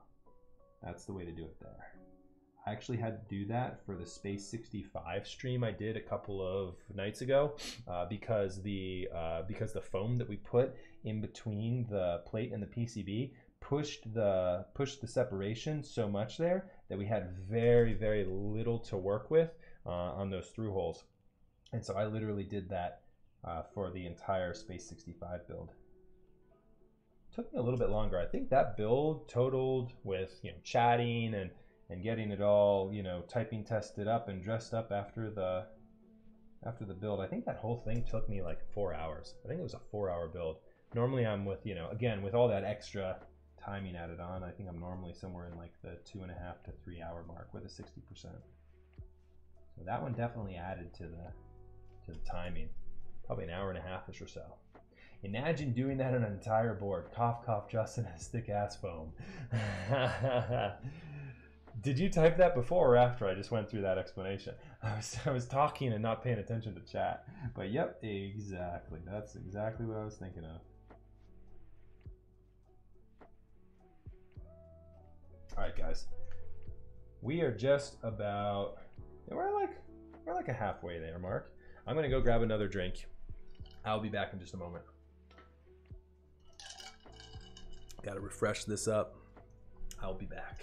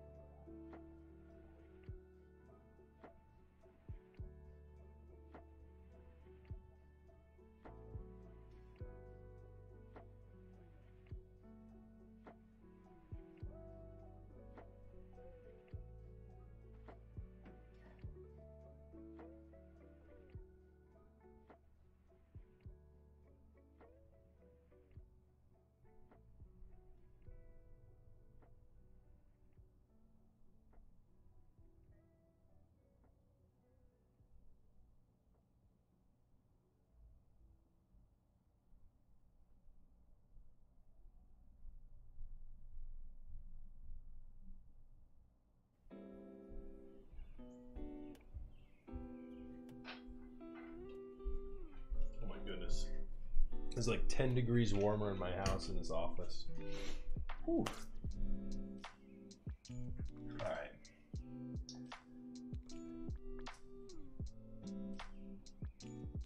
All right, let's see here. What do we got here?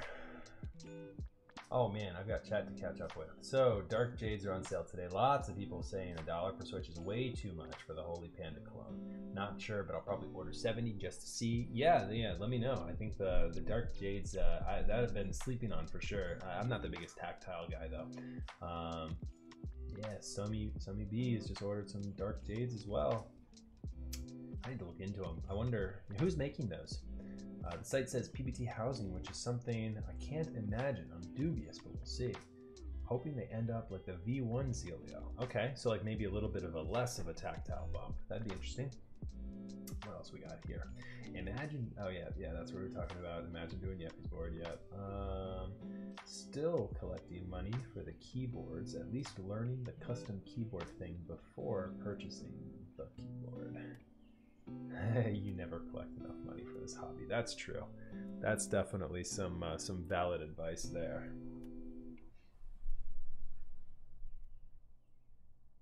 Let me see what we got going on here. Why is this guy? My USB cable was trying to like get all twisted up out of shape.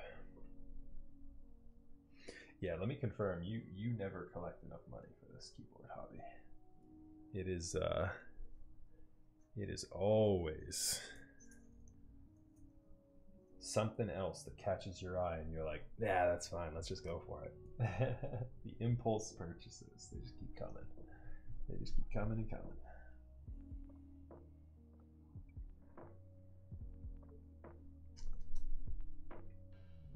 All right, let's make our way through this keyboard. I've been going slow on the soldering tonight, guys.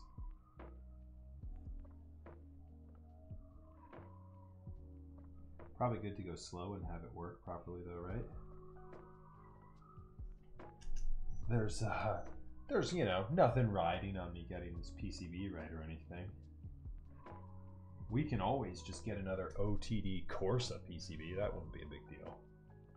Yikes. Can you guys sense the sarcasm?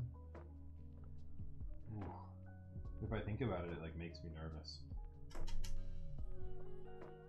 I haven't been nervous about building a PCB in a while.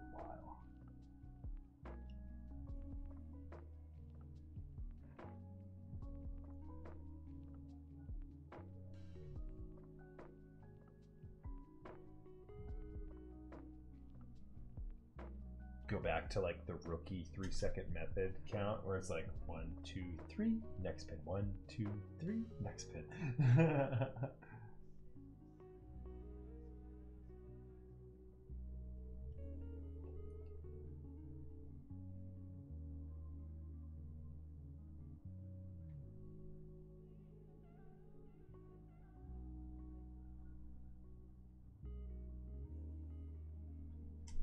I'm like hunching over tonight too. I shouldn't be doing that. Oh, okay. Volume is a bit too low. Interesting. What's going on here? Oh, did I move? You know what? I moved the microphone a little bit further away when it was focusing on the microphone and not me. Is that better? You guys should all be good now. Is it all good? Yeah, now it's good. Okay, cool. Yeah, sorry about that, guys. All right, let's go ahead and push through the next set of switches. We are now on... We're now in the pipe row. We are now on the pipe row. We have got this row and then 2 more full rows to do. And then the bottom row, which should be just about done actually. We just got the space, the control, and the alts to do for the bottom row. And then we are good. We will be good and we'll be ready to start dressing this guy up.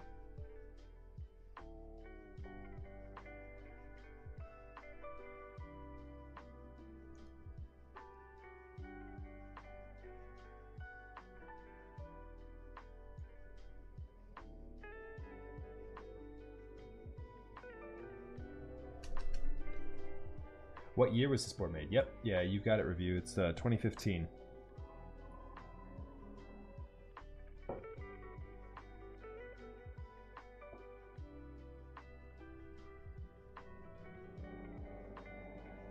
Yeah, no, 2015 was it. Yeah, it's not too far off, right? I mean, it seems like a long time ago. Like when you say this is like one of like the first top mount boards, but yeah, it is. It's not that far off. We are still such a young, infantile hobby, right? I mean, we're nothing when you look at like, you know, other hobbies like watches and, you know, whatever else. The PC gaming market, watches, shoes. What else is out there?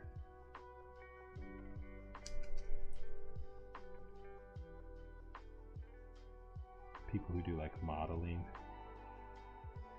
There's like Gundam models. I've always wanted to do that. I've wanted to get into like building Gundam models. I think that would be fun. They're always so cool looking.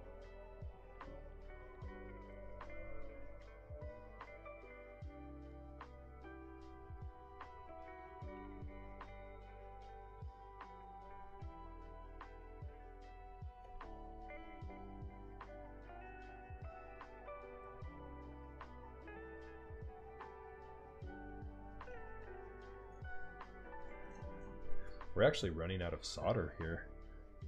What's the name of the artisan that's below the Kipora? That's one of the Yetis from Tiny.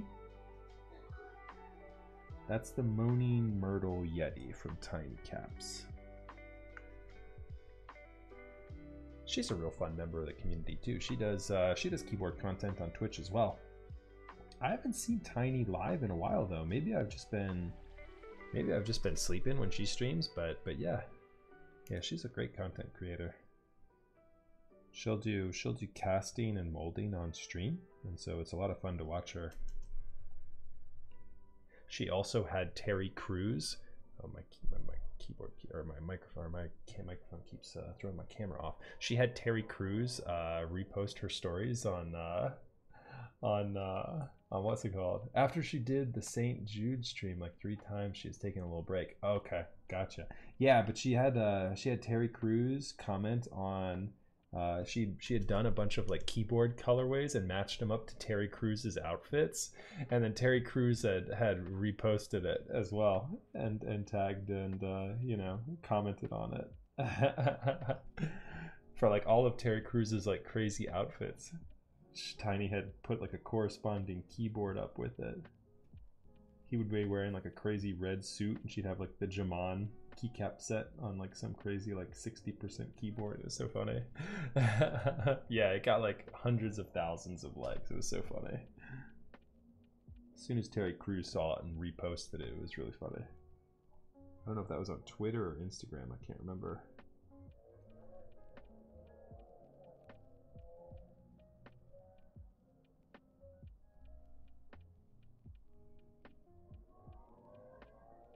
There are some stupid idiots like driving around on the back roads over by my house right now on the motorcycles. I don't know if you guys can hear that in the background. Really annoying. Max, do you know any in-stock do-it-yourself keyboard kits? There might be some on KVD Fans.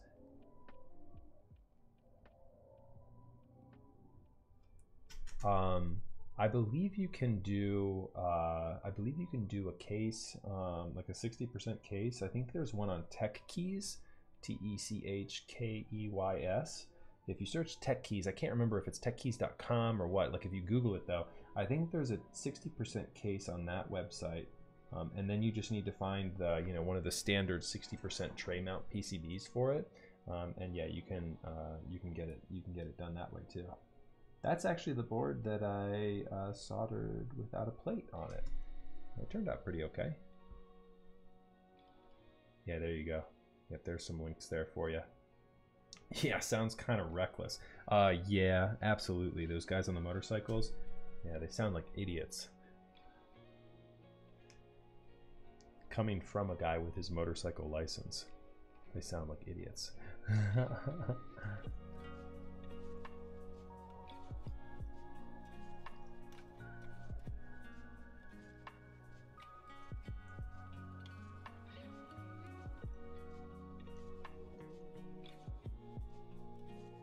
Yeah, people are too stupid on the roads to be doing reckless things like that on a motorcycle. Like, there's no mistakes, you just die. Like, it doesn't turn out well for you if you crash on a motorcycle.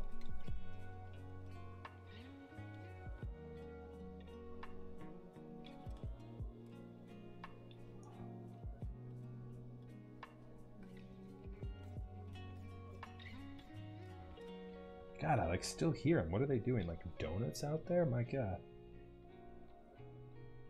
Yeah, I'll shut the window here in just a second, guys. I just wanted to keep it open while we were doing the soldering. The alternative of keeping my window open is I have to put an exhaust fan on, and I'd rather not do that. The exhaust fan is pretty loud. Kind of ruins our chill vibes here going on with the music and all. And as long as I have the window open, I get pretty good circulation in the office, and I can always use the blowout as I solder method. The here comes the solder.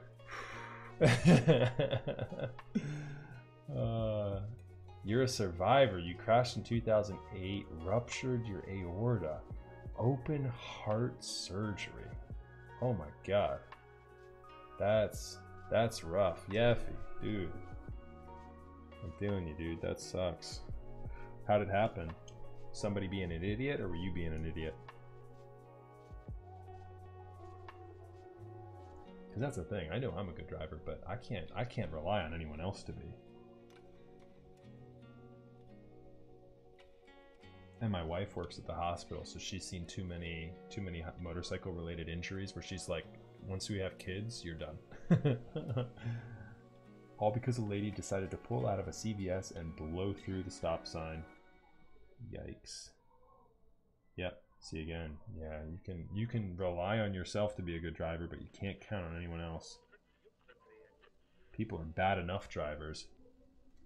And then when they can't see you because you're a motorcycle instead of an actual car, they can't see you, and then next thing you know, they're doing stupid shit like that. Yep, that sucks, dude. Well, I hope it was a full recovery. I hope you're all good. Hope the ticker's all good.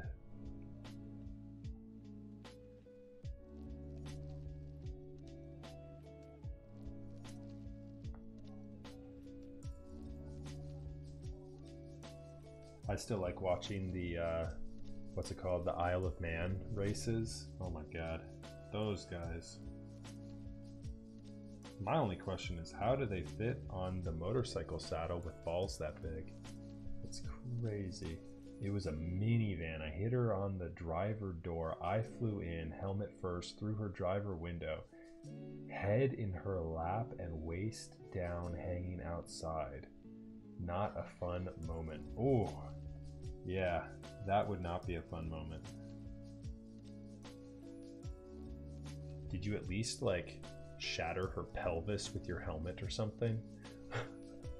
Not that I would wish that on this stupid minivan driver. Yeah, she's definitely a stupid minivan driver, but, you know, but that would have, I mean,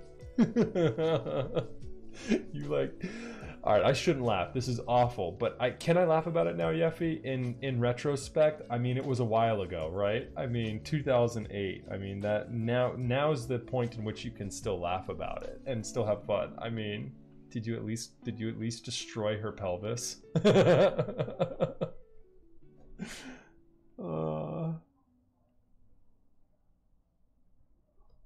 And watch it have been like some like old lady. Oh, I wouldn't have liked that. That's a bad joke. I shouldn't be joking about this. No, and I regret it every day. Yeah, you should just leaned in a little more, be like, ah, I can't believe you've done this to me.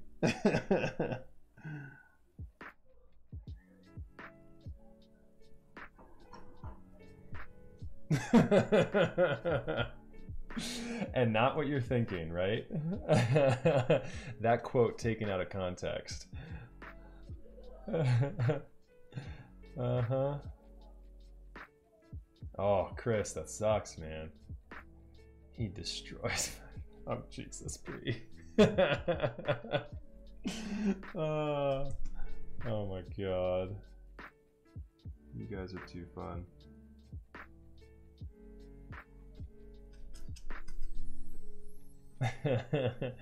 Glad I don't drive sometimes.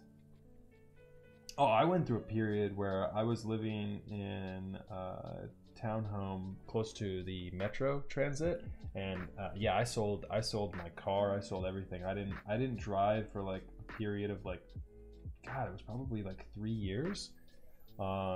Yeah, right before I met my wife, and oh, it was when we first started dating. It was really a pain in the butt for her because she was about 20 minutes or so down the road, and so yeah, she had to do all the driving. I was like, hey, you want to come on over? And she's like, God damn it, yes.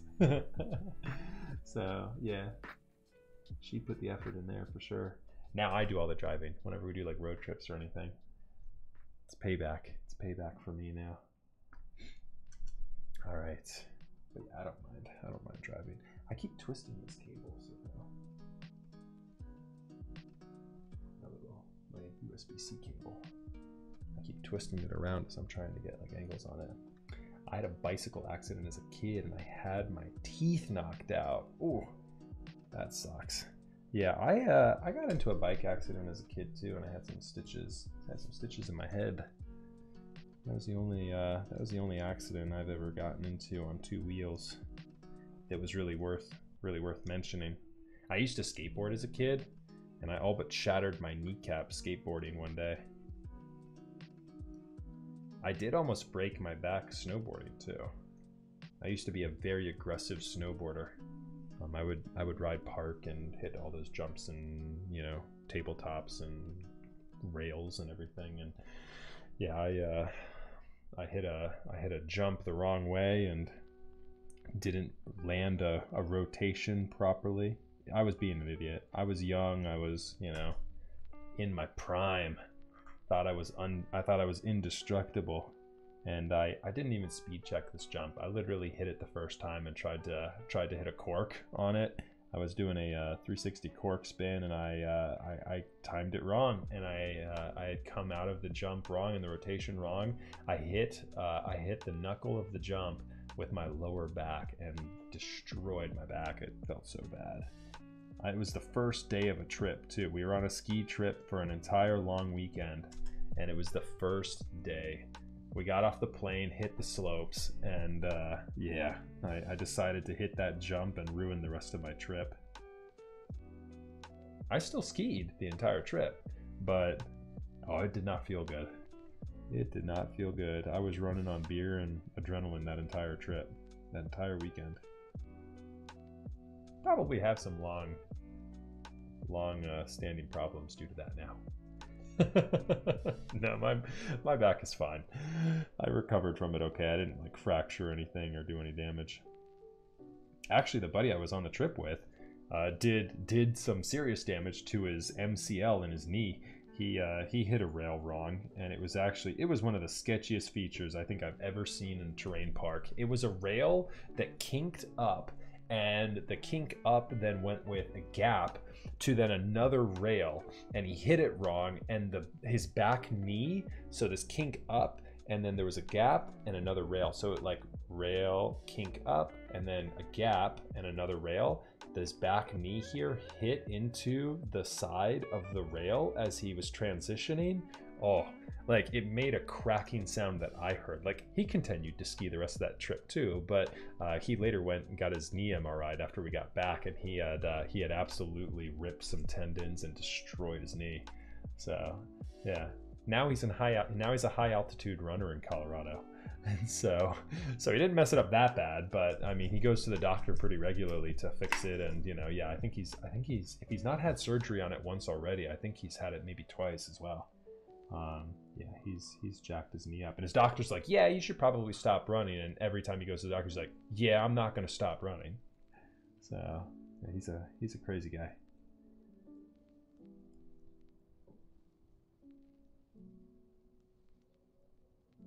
Yeah, we both had a rough trip that time. It was fun, but rough. Man, we both came home with injuries. I recovered a little better from mine.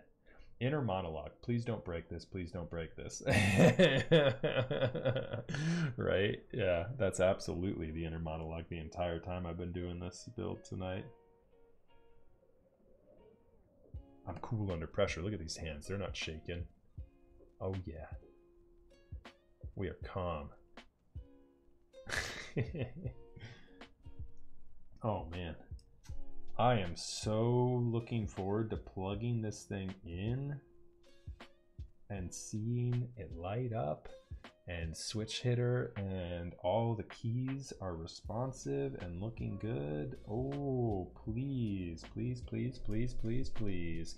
Sinu, the build's bot is still down, or the cloud bot is still down. The build tonight is an OTD 360 Corsa. We've got it built up with Cherry MX Vintage Blacks, and yeah, there's very little RGB. We have a LED on the escape key, the scroll lock key, and the caps lock. So very old school, classy build. Sammy, so the giveaway, I'll tell you the details since the bot is down. The giveaway is for 3 commissioned artisan keycaps. They will be created by a good friend of mine in the hobby who does very, very good work. I'm going to keep it a secret for now who's doing the work, but it's a colorway I love. Commission piece of 3 caps that will be given away to 3 different people, 1 for each of my socials. That is YouTube, Instagram, and Twitch. So the more you guys follow me, the closer we get to 1,000 followers, and the closer I get to being able to give those keycaps away. I commissioned those with my own money, and I'm super looking forward to getting there. Why is the cable attached like that? What other way would it be attached?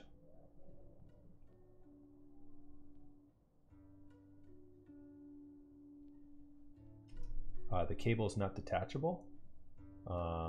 And so, yeah, so the cable, if you haven't seen a Corsa before, the cable actually is not removable. And so it is attached. It is actually hardwired in there. I did the cable mod on this guy last night. And so we didn't even do that on stream. But let me tell you, I moved so slowly on that cable mod. Oh my goodness, I was nervous. I had a good buddy of mine, super user. He was here. He helped me out. He was helping me. He was like my dentist's assistant, right? He was holding down the wires as I soldered them in place. It was a little nerve-wracking as well. I was like not nervous about desoldering this thing. When I desoldered it, man, I think I like cruised through the desoldering. But man, building it tonight, a little bit more difficult to be cool under pressure. All right, guys and girls, we have 2 switches left. Count them. We got 2, 1, 2, the space bar and this left alt here. I hope you're ready to see a Corsa in action, because boy, oh boy, am I ready. And I certainly know my client's ready. Did you bro hug at the end with tears in your eyes? That's only available for my paid subscribers. You're not entitled to that portion of the video.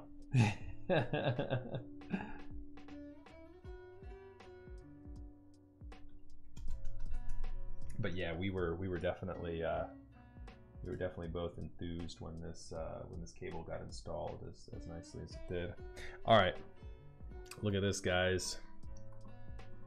I am here waiting for that tear. Do you have work tomorrow? Kind of. I resolved a pretty big issue at the office today. And so I will probably make an appearance for a little bit, do some cleanup action items, and maybe have a conference call or 2, and then skedaddle on home. All right, my friends, we have arrived. We have arrived at our destination. I hope you've enjoyed your journey. Let's go ahead and move this guy, since I spilled that little guy there. I'm gonna have to move that off stream for now. All right. Yeah, so I hope to not go into the office for too long. There we go, right about there. We'll see. We'll see what happens. All right.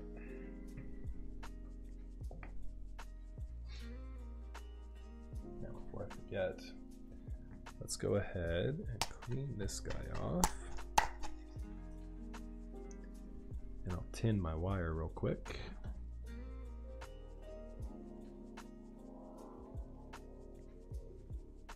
Tin my tip. There we go, and then we'll unplug this guy. That guy's good for now. Okay.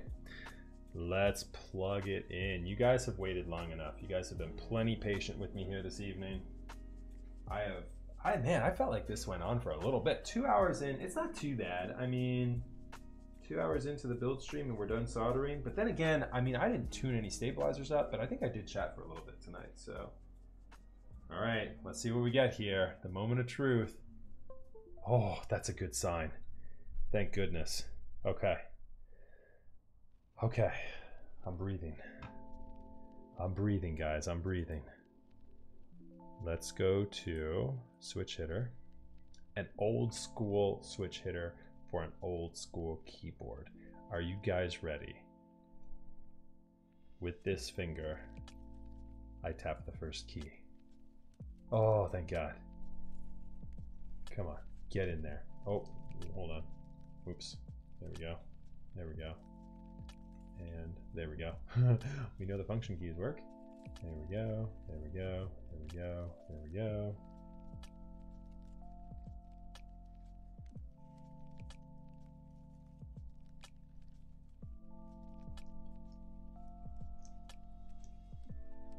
Oh, thank God.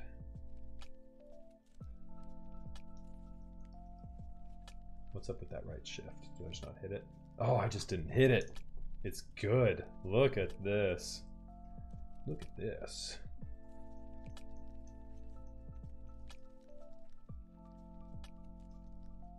Yes, sir. Yes, sir. Streamlabs going crazy. Yeah, Streamlabs is going crazy because I have my hotkeys all bound to those function keys. Oh, hold on. Meant to have that down. Sorry about that. Yeah, we are there. Casella TV, this is a Corsa. We have my bot down at the moment. Why is my bot down? What is going on? Let me restart it. Hold on. Let me tell the bot you are offline. Cloud bot. Offline. When in doubt, turn it off and turn it back on again, right? Okay. Online. Try the build command again. See if it works. I just reset my bot. Okay, we can turn that off. At your leisure. Hey, there we go. Nice. Okay, it is. It's working. There we go. There we go. There we go. I just had to reset the bot. All right. What are the caps that we're going to put on this thing? That's what we have to decide now. Let's put it in the case and exclamation point OnlyFans.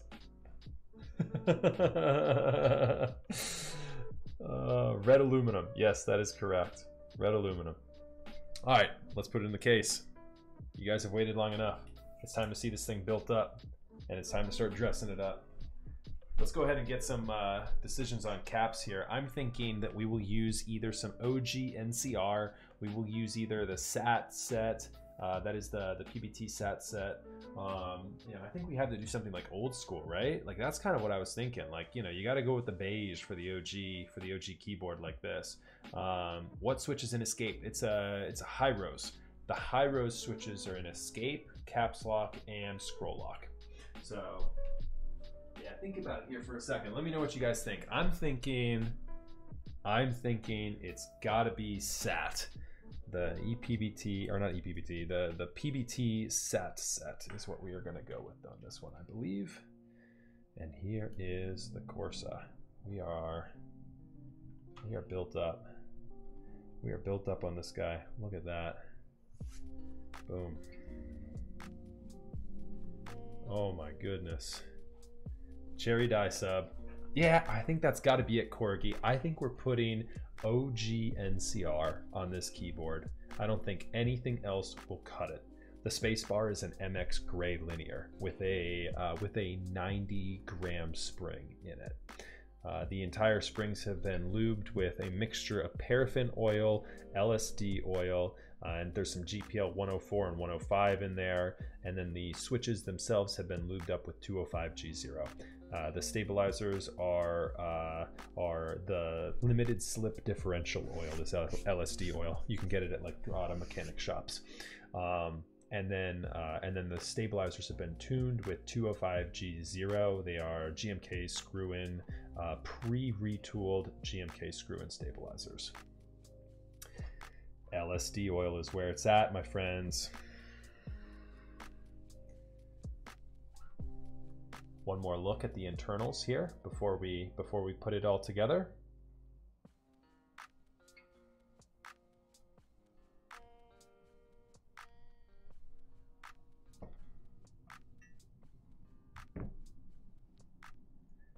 And while flipping the cable so that we keep the pressure off of the cable here, we will bring that guy right here. Top mounting the first top mount keyboard that was ever made. This one's the first. If you guys have ever said, man, I love top mount keyboards, who was it that first created this thing? You're looking at it. This is the first top mount keyboard.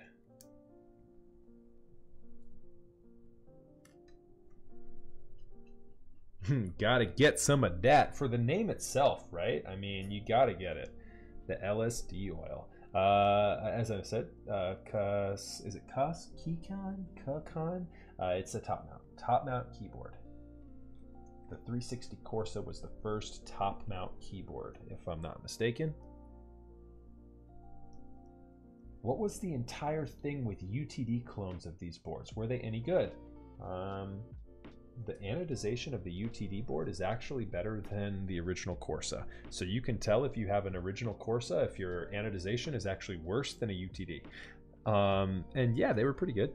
I mean, for the money, they were really, really good. But again, it's kind of a clone. It's like buying, it's like buying a K3 KC clack. You don't do it, right? I mean, it's not something that you want to do, at least. Or if you do, you don't brag about it to your friends. What first top mount?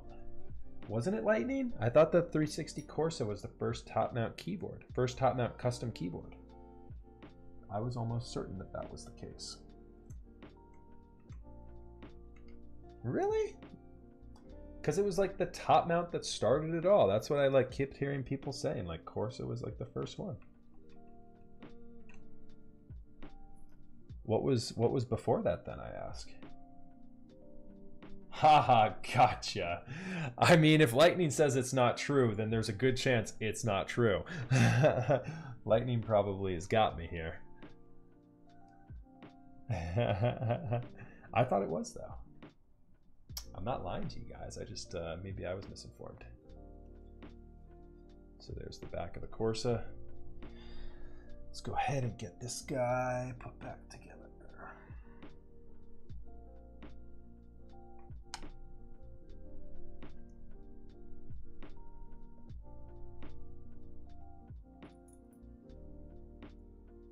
I mean, I don't see Lightning coming back and being like, no, this was the first top mount keyboard and disproving me. But I could, like I said, I could be wrong. I could be wrong, but it certainly was one of the first custom top mount keyboards. Pretty sure the 356CL was top mount. Okay. And that predates the Corsa. Yeah. Okay. And that was like 6 years before Corsa. Okay. Gotcha. I mean, how was that received, though? I feel like maybe the Corsa was a bit more popularized, right? I mean, didn't they make more of these than the CL? And so maybe that's why it was like considered the top mount that started it all, because it was available to more people. I don't know. I mean, I'm just spitballing here, trying to think why it would have been that I had heard that. There was a decent number of CLs too. Oh, well, there goes that theory. Then I'm just lying to you guys. If that's true, then I'm just lying to you guys. I don't mean to be. I don't mean to be doing that to you guys. I like you guys.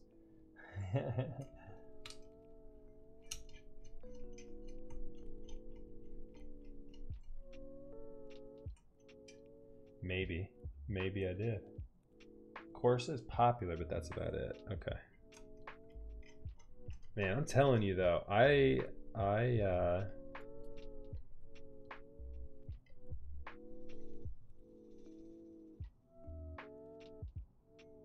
oh yeah, I got you. I get what you're saying. I got you. Yeah, because I feel like I had heard that before. I wouldn't have just made that up. But anyways, here to there. This is a pretty OG keyboard. It's a pretty nice keyboard. It's a top mount keyboard. It's a better feeling top mount keyboard than most, I would argue. I've compared it to some of my nicer keyboards, and ooh, it's a nice one, that's for sure. So let's not get too down in the weeds here with who was first. It's a pretty good one, and it's, you know, pretty old. 5-6-ish years old, 2015. All right, we've got all of our hardware installed. There we go, guys. Oh yeah. Let's flip this thing over and see what we're working with.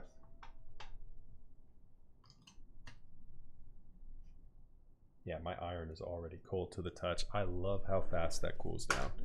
So much faster to cool that thing down than my Hako.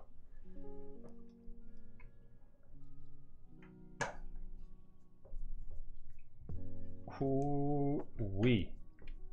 Look at that. That is looking good. Oh my goodness. Yeah, but can it top how many tofus have been sold? Didn't think so. Okay. Top it what? Top it just the pure number of how many have been sold, or how good it is. Can't wait to hear this thing. Yeah, me too. I'm looking forward to it. All right, guys, let's get a couple of close-ups here with the nudes. And I'm going to put the cable. I'm going to take the cable and I'm going to put it up over my neck here so that I don't torque this thing at all. And I'm going to grab it like this. No drop test will be included on this build stream today. I hope you guys aren't looking for that, because that's not happening. Oh my goodness, this thing is so juicy looking. I'm like nervous. I don't want to risk dropping it. I'm not gonna like flip it around and give you guys every single angle, but I do want to give you guys the back angle as well. So let me go ahead and get that. My hands in place for that placement here. Boom. Yeah, right. Knock on wood, bro. Definitely don't want to drop this guy. There we go. We are built up. We are built up. We are ready to rumble.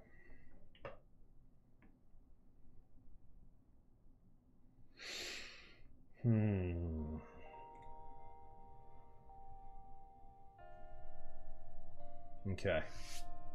So yeah, we've got, I do have a sat set that was provided by the client. Let's go ahead and grab that. Oh wait, no, you know what we wanted to do? Not sat, we didn't want to put sat on it. We wanted to put OG NCR, right? That's what we had decided on. I almost lost it there for a second. Okay, yep, here's my OG NCR set. We are putting this on here. Where's the RGB diffuser? Ooh, that you would even ask. Come on, bro.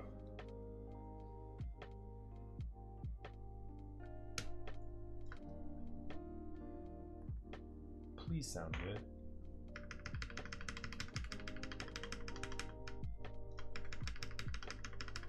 Oh, yes. More of that, please.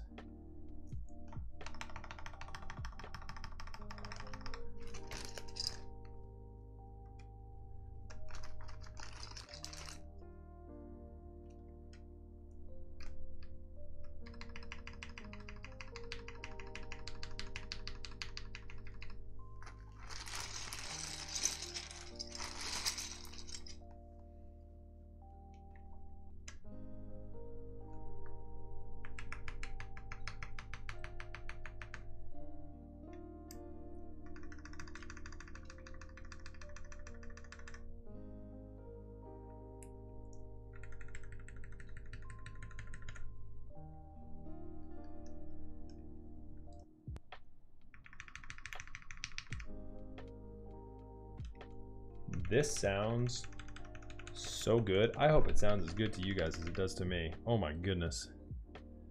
We'll need to do something crazy with the artisan here.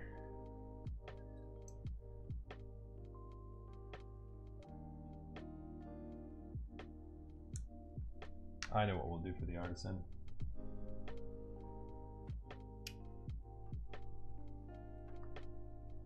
An OG board gets an OG clack. Wouldn't have it any other way.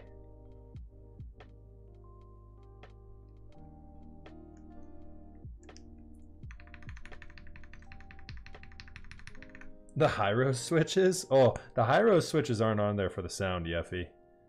The high-rose switches are on there for the memes. They're gonna, the high-rose switches sound bad. Don't wait for the hot sound of the high-rose switches. The stem on the high-rose switches are too small, so they just like, the keycap just like pops right on and off. Like there's... They're like not lubed. The high rose switches are not lubed. They're not tuned. Like I didn't touch the high rose switches. I didn't want the leaf to pop out on me and like disintegrate into a million pieces. Those high rose switches are older than I am, and they're probably like $15 a switch. Like I wasn't gonna risk tuning them. Damn, even the regular keys sound like mods. Oh yeah, they sound. Yeah, they're gonna sound really good. 5, 6, 7, 8.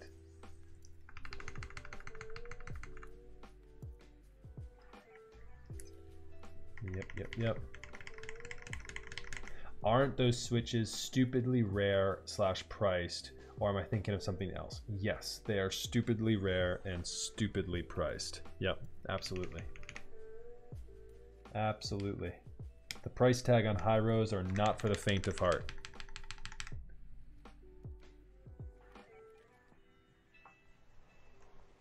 Like I had Nixies queued up for this, and I saw that high rose were included, so I was like, nope, no Nixies. We've got high rose on there.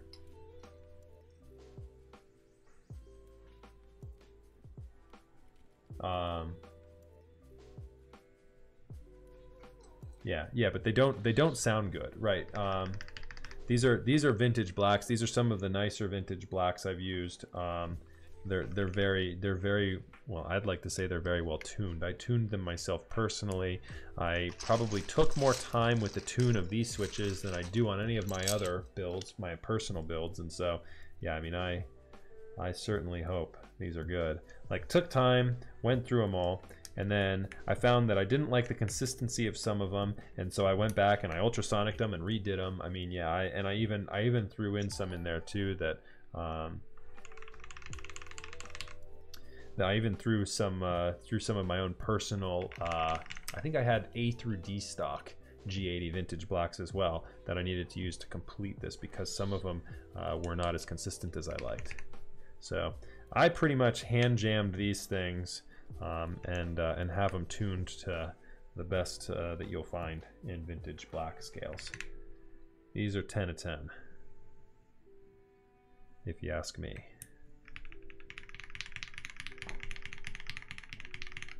So, and if you ask me, the vintage black switch is probably the nicest linear you can get if they're consistent. If they're consistent. You know, it comes down to consistency. You know, because otherwise, you know, if you're looking for a good switch, you know, for a consumer grade board, right? Go alpacas, go inks, go creams, right? You don't need to go through the pain of going through vintage blacks. But if you want the creme de la creme, if you want the craziest shit you can get, you have to just go all in and you have to get vintage blacks.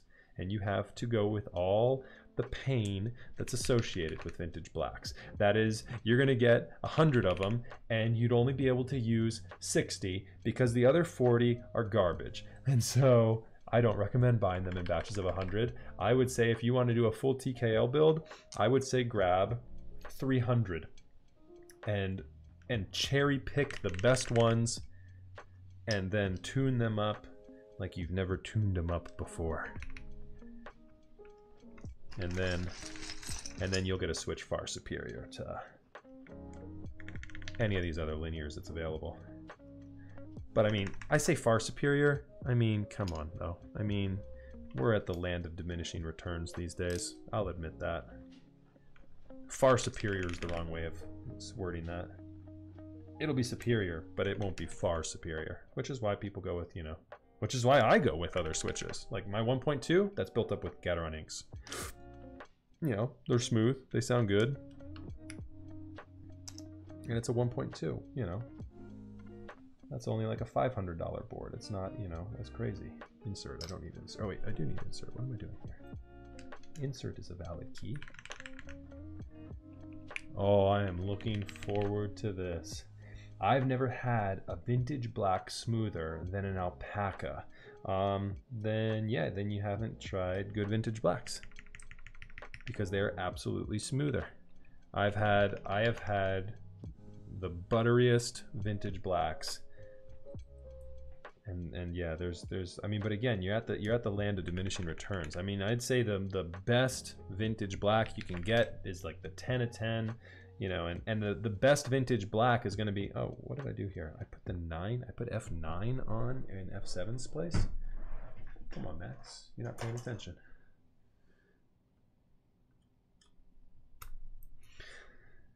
The best vintage blacks in like a date code A through D on the Cherry G80 boards are probably, you know, one, going to cost you way more than you should buy when you can get something like a $1 cream or, you know, whatever else.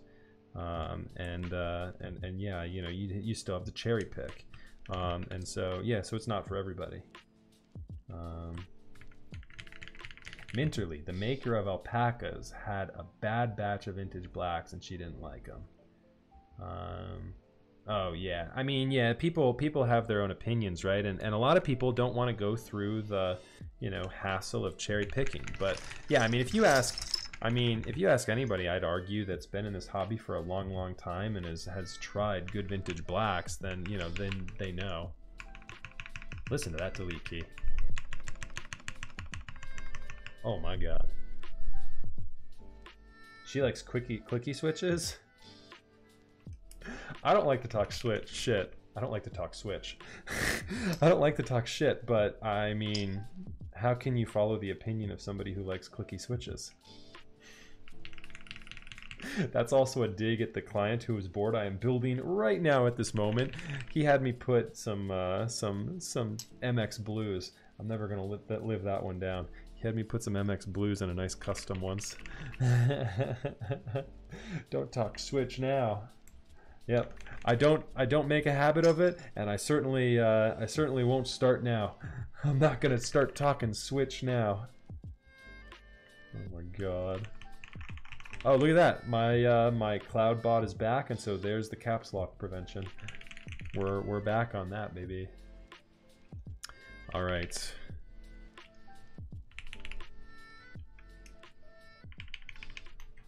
We are almost there.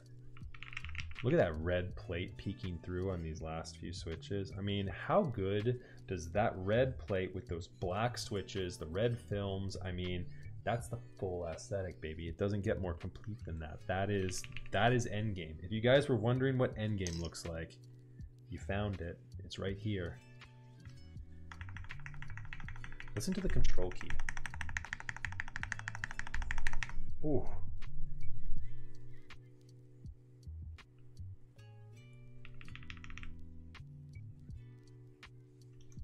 I'm not missing a J key, am I? Oh no, there's one more keycap left in the bag. There we go. That would be a rip. I get through all of that and I'm missing my J key. There it is, guys.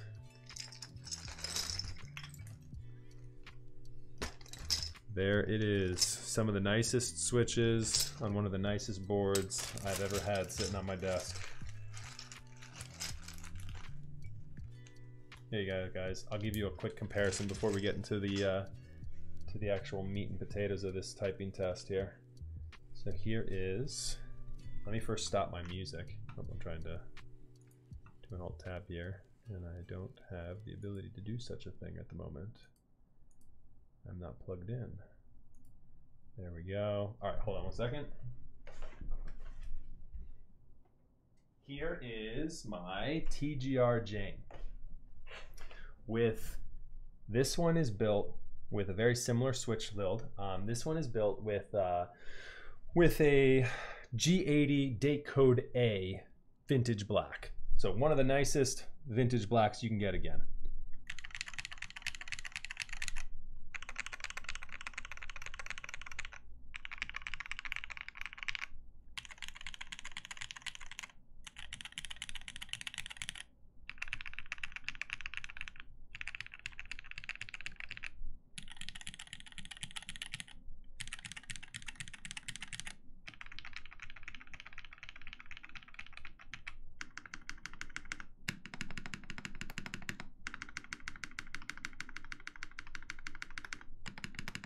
I might tune the spacebar up on the Corsa a little more. But man, I think the space bar on the Jane is the only thing that's better.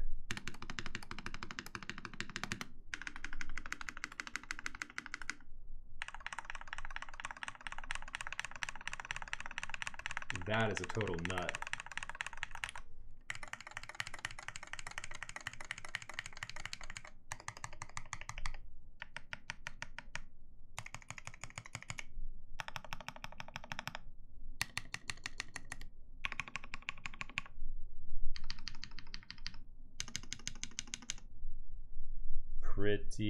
Pretty good. Yeah, the backspace, right? Alrighty, let us get this thing plugged in. I know what you guys are looking for. Oh, and I will oblige. The dude abides.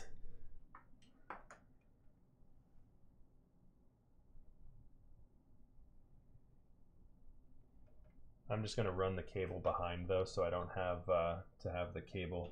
We don't want that aesthetic of the cable going this way and routing to my front USB port. Give me just a second, guys.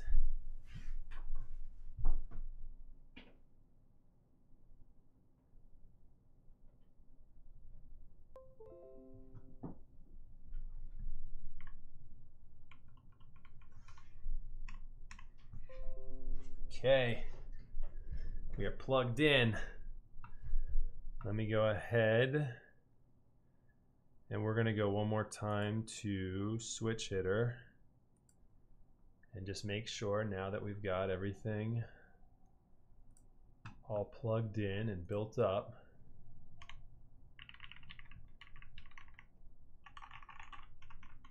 Oh, sorry guys. We're going nuts there. There we go.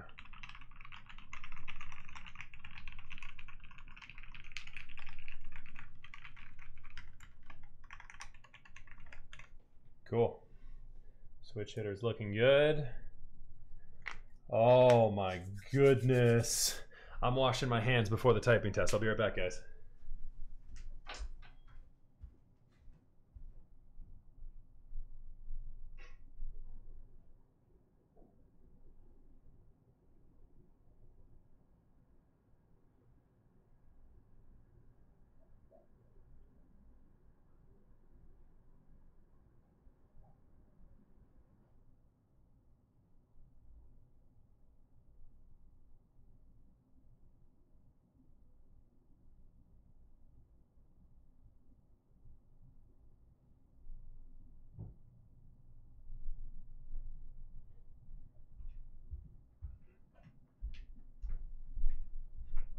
Okay.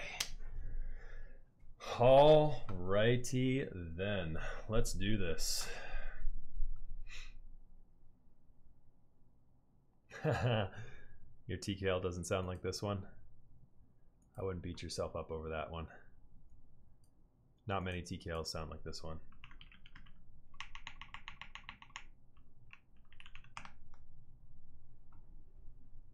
Okay. There's that.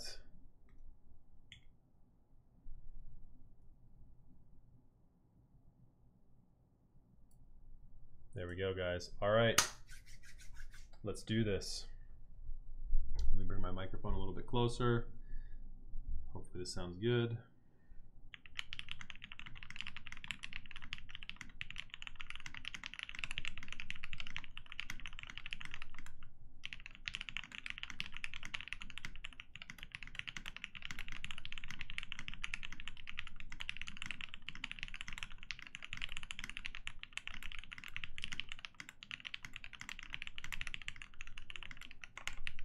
Oh no.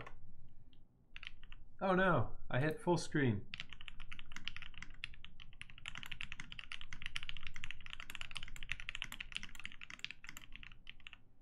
Oh man, hold on. We gotta redo.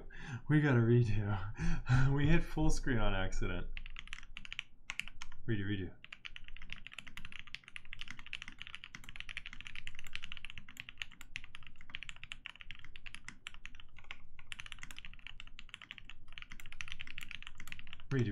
Come on.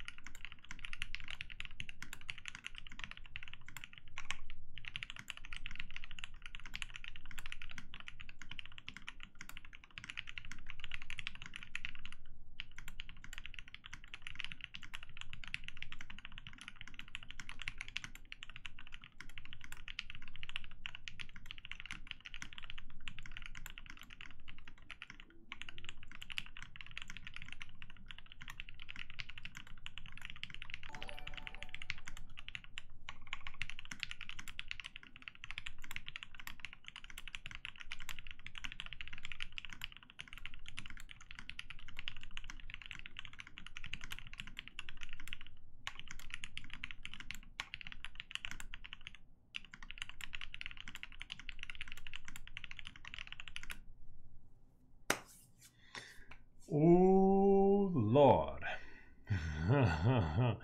Yeah, that sounds pretty darn good.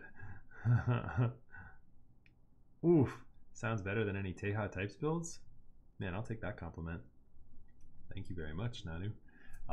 Yeah, let's go ahead and let's get another typing test here. What do you guys think? Oh my god.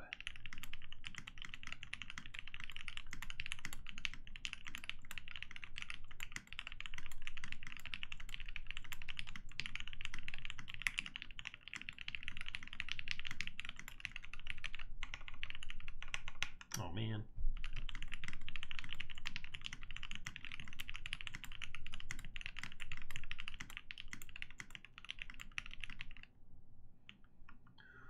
Ooh.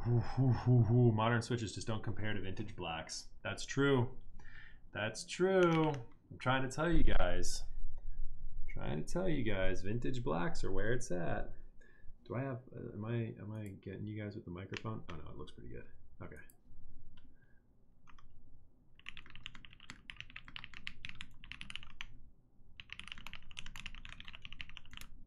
Yeah, and this plate has just a little bit of move in it too. Oh, whoops, hold on. As I do that, I'm sorry guys. As I do that, it's like jacking up the it's jacking up the typing test and everything else. I keep forgetting that my function keys are there. I need to set this to like function 13, 14, and 15 or something like that. So yeah, what have I talked you guys into buying a $4,000 keyboard? Are we there yet?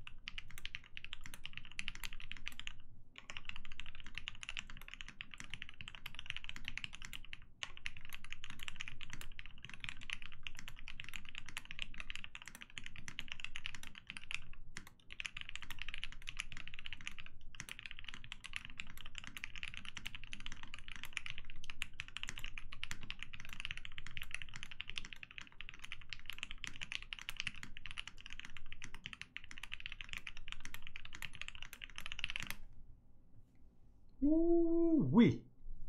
All right.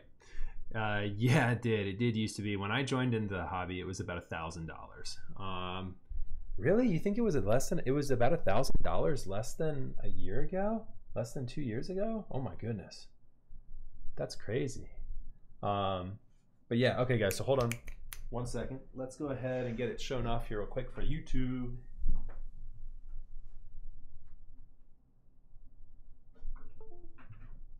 I'm going to go through the nerve-wracking experience of holding this keyboard up one more time for stream. And smile for YouTube, guys, because that's where this is going to be going.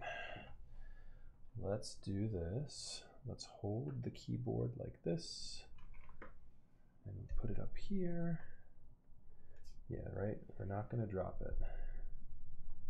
And we're not going to kink the cable either. Even though I have like the zip tie on it, I don't want to get the cable on it bad either. So yeah, I'm nervous about all portions of this part. This might be like the most nerve-wracking we've been on this build right now. So yeah, let's be careful, right? Don't drop it. Is this the same keyboard you're using the last 2 weeks? No, I actually have a different one. Yep, but yeah, same but different. There we go. There it is. Smile for YouTube, fam.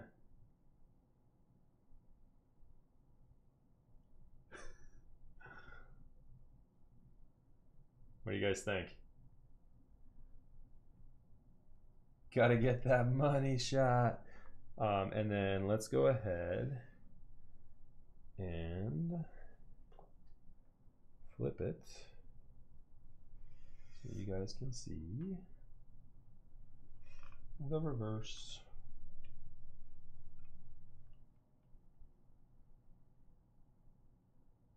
So there it is. That is the 360 Corsa. End game for sure. Yep. Gotta echo that. Definitely end game for sure. So that's the look right there. Cable modded. LEDs installed.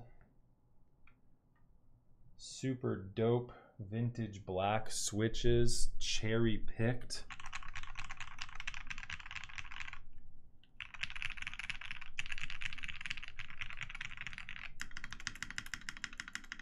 I'm definitely going to be returning back to this space bar and looking at that.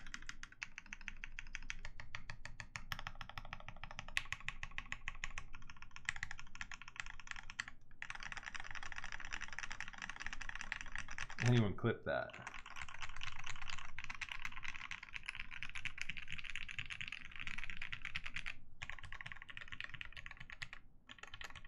Oh, and here's the Hyro sounds.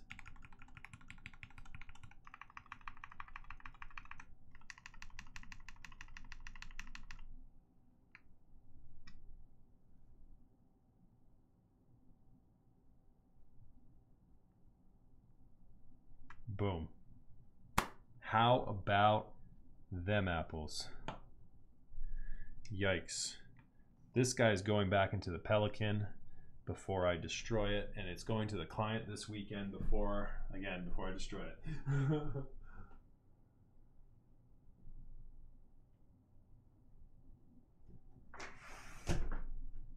The most nerve-wracking build I've done for sure. Let's get my peasant level 1.2 back on the desk. Because yeah, that was crazy. All right, cool. Well, that was fun. There we go, the money shot. Clipping that one. That client is a Pog champ. Yeah, oh yeah. Well, and especially for remaining patient with me for so long too there. I mean, absolutely. Definitely a Pog champ. He's a great guy. Great guy. Happy to call him a friend for sure. Justin, is it secretly you? No, it is not Justin. All right, guys. So yeah, let me see here. We're 3 hours, just shy of 3 hours into the stream here. I was gonna do a little bit of a fake build on the Key 65 tonight, but Yeffy, you'll forgive me. We're gonna do that before the build tomorrow. So we're gonna go live tomorrow night, probably around the same time. I'm gonna think we'll go live around 8 Eastern tomorrow. I don't want to hear any switches after that board. Yeah, that's a hard act to follow up. I was thinking the same thing. You know, my Jane V2 just got destroyed by that board. So I don't think we want to try and decide what switches we're putting in yours right now. I'm sure they will be great, but it's going to be a tough stack up against what we just heard. Yeah, let's go ahead and call it for tonight, guys.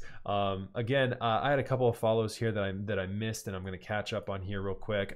Thank you again for everyone who subscribed tonight, and then Kerr Beer, thank you for following. Hugh Wotmate, thank you for following. Steve Soon Shiny, thank you all for following. I appreciate you guys.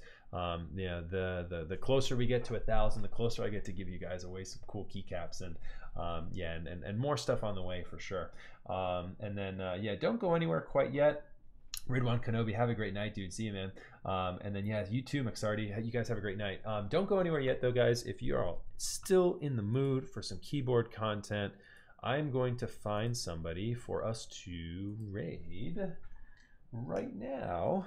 And again, we are going to be back tomorrow night. It is not a normal scheduled stream for us, but yeah, we're gonna be coming back at you here with a Key 65 build tomorrow night. So that'll be fun. Make sure you guys tune in for that one. That'll be fun. Yeah, so let's see who in the keyboard hobby is streaming right now, and we'll set up a raid. Let me go here, and They changed the whole creator dashboard around in Twitch a couple months ago, and it makes it real kind of a pain in the butt. Okay, so Apiary Keyboards is streaming. She's been at it for a long time, though. I don't know how much longer she's going to be streaming. We also have Pudsey. Pudsey is talking keyboard history tonight. He's talking about DCS sets from 2013. What do you guys think? You want to raid Pudsey or Apiary? What do you guys think? What do you guys think?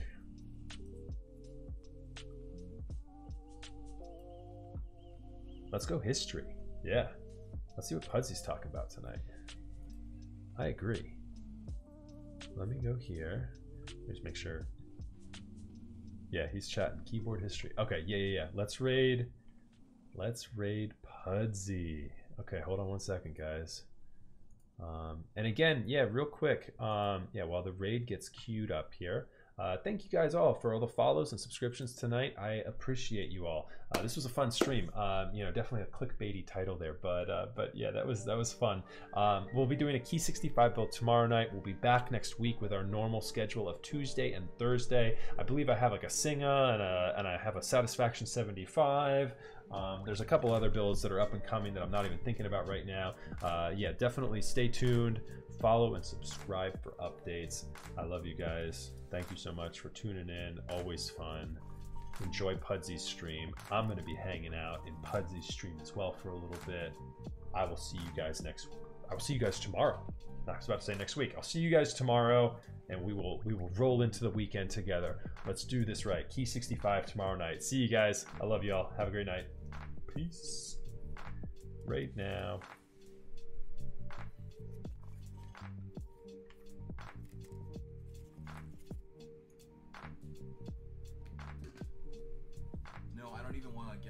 Close to the net anything.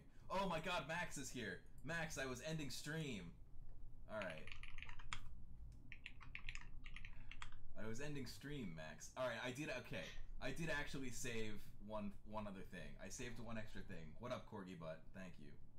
I'm not ending stream. I anticipated that everyone would fucking roll into my stream. Alright, hold on. We're gonna talk about I have a bonus topic.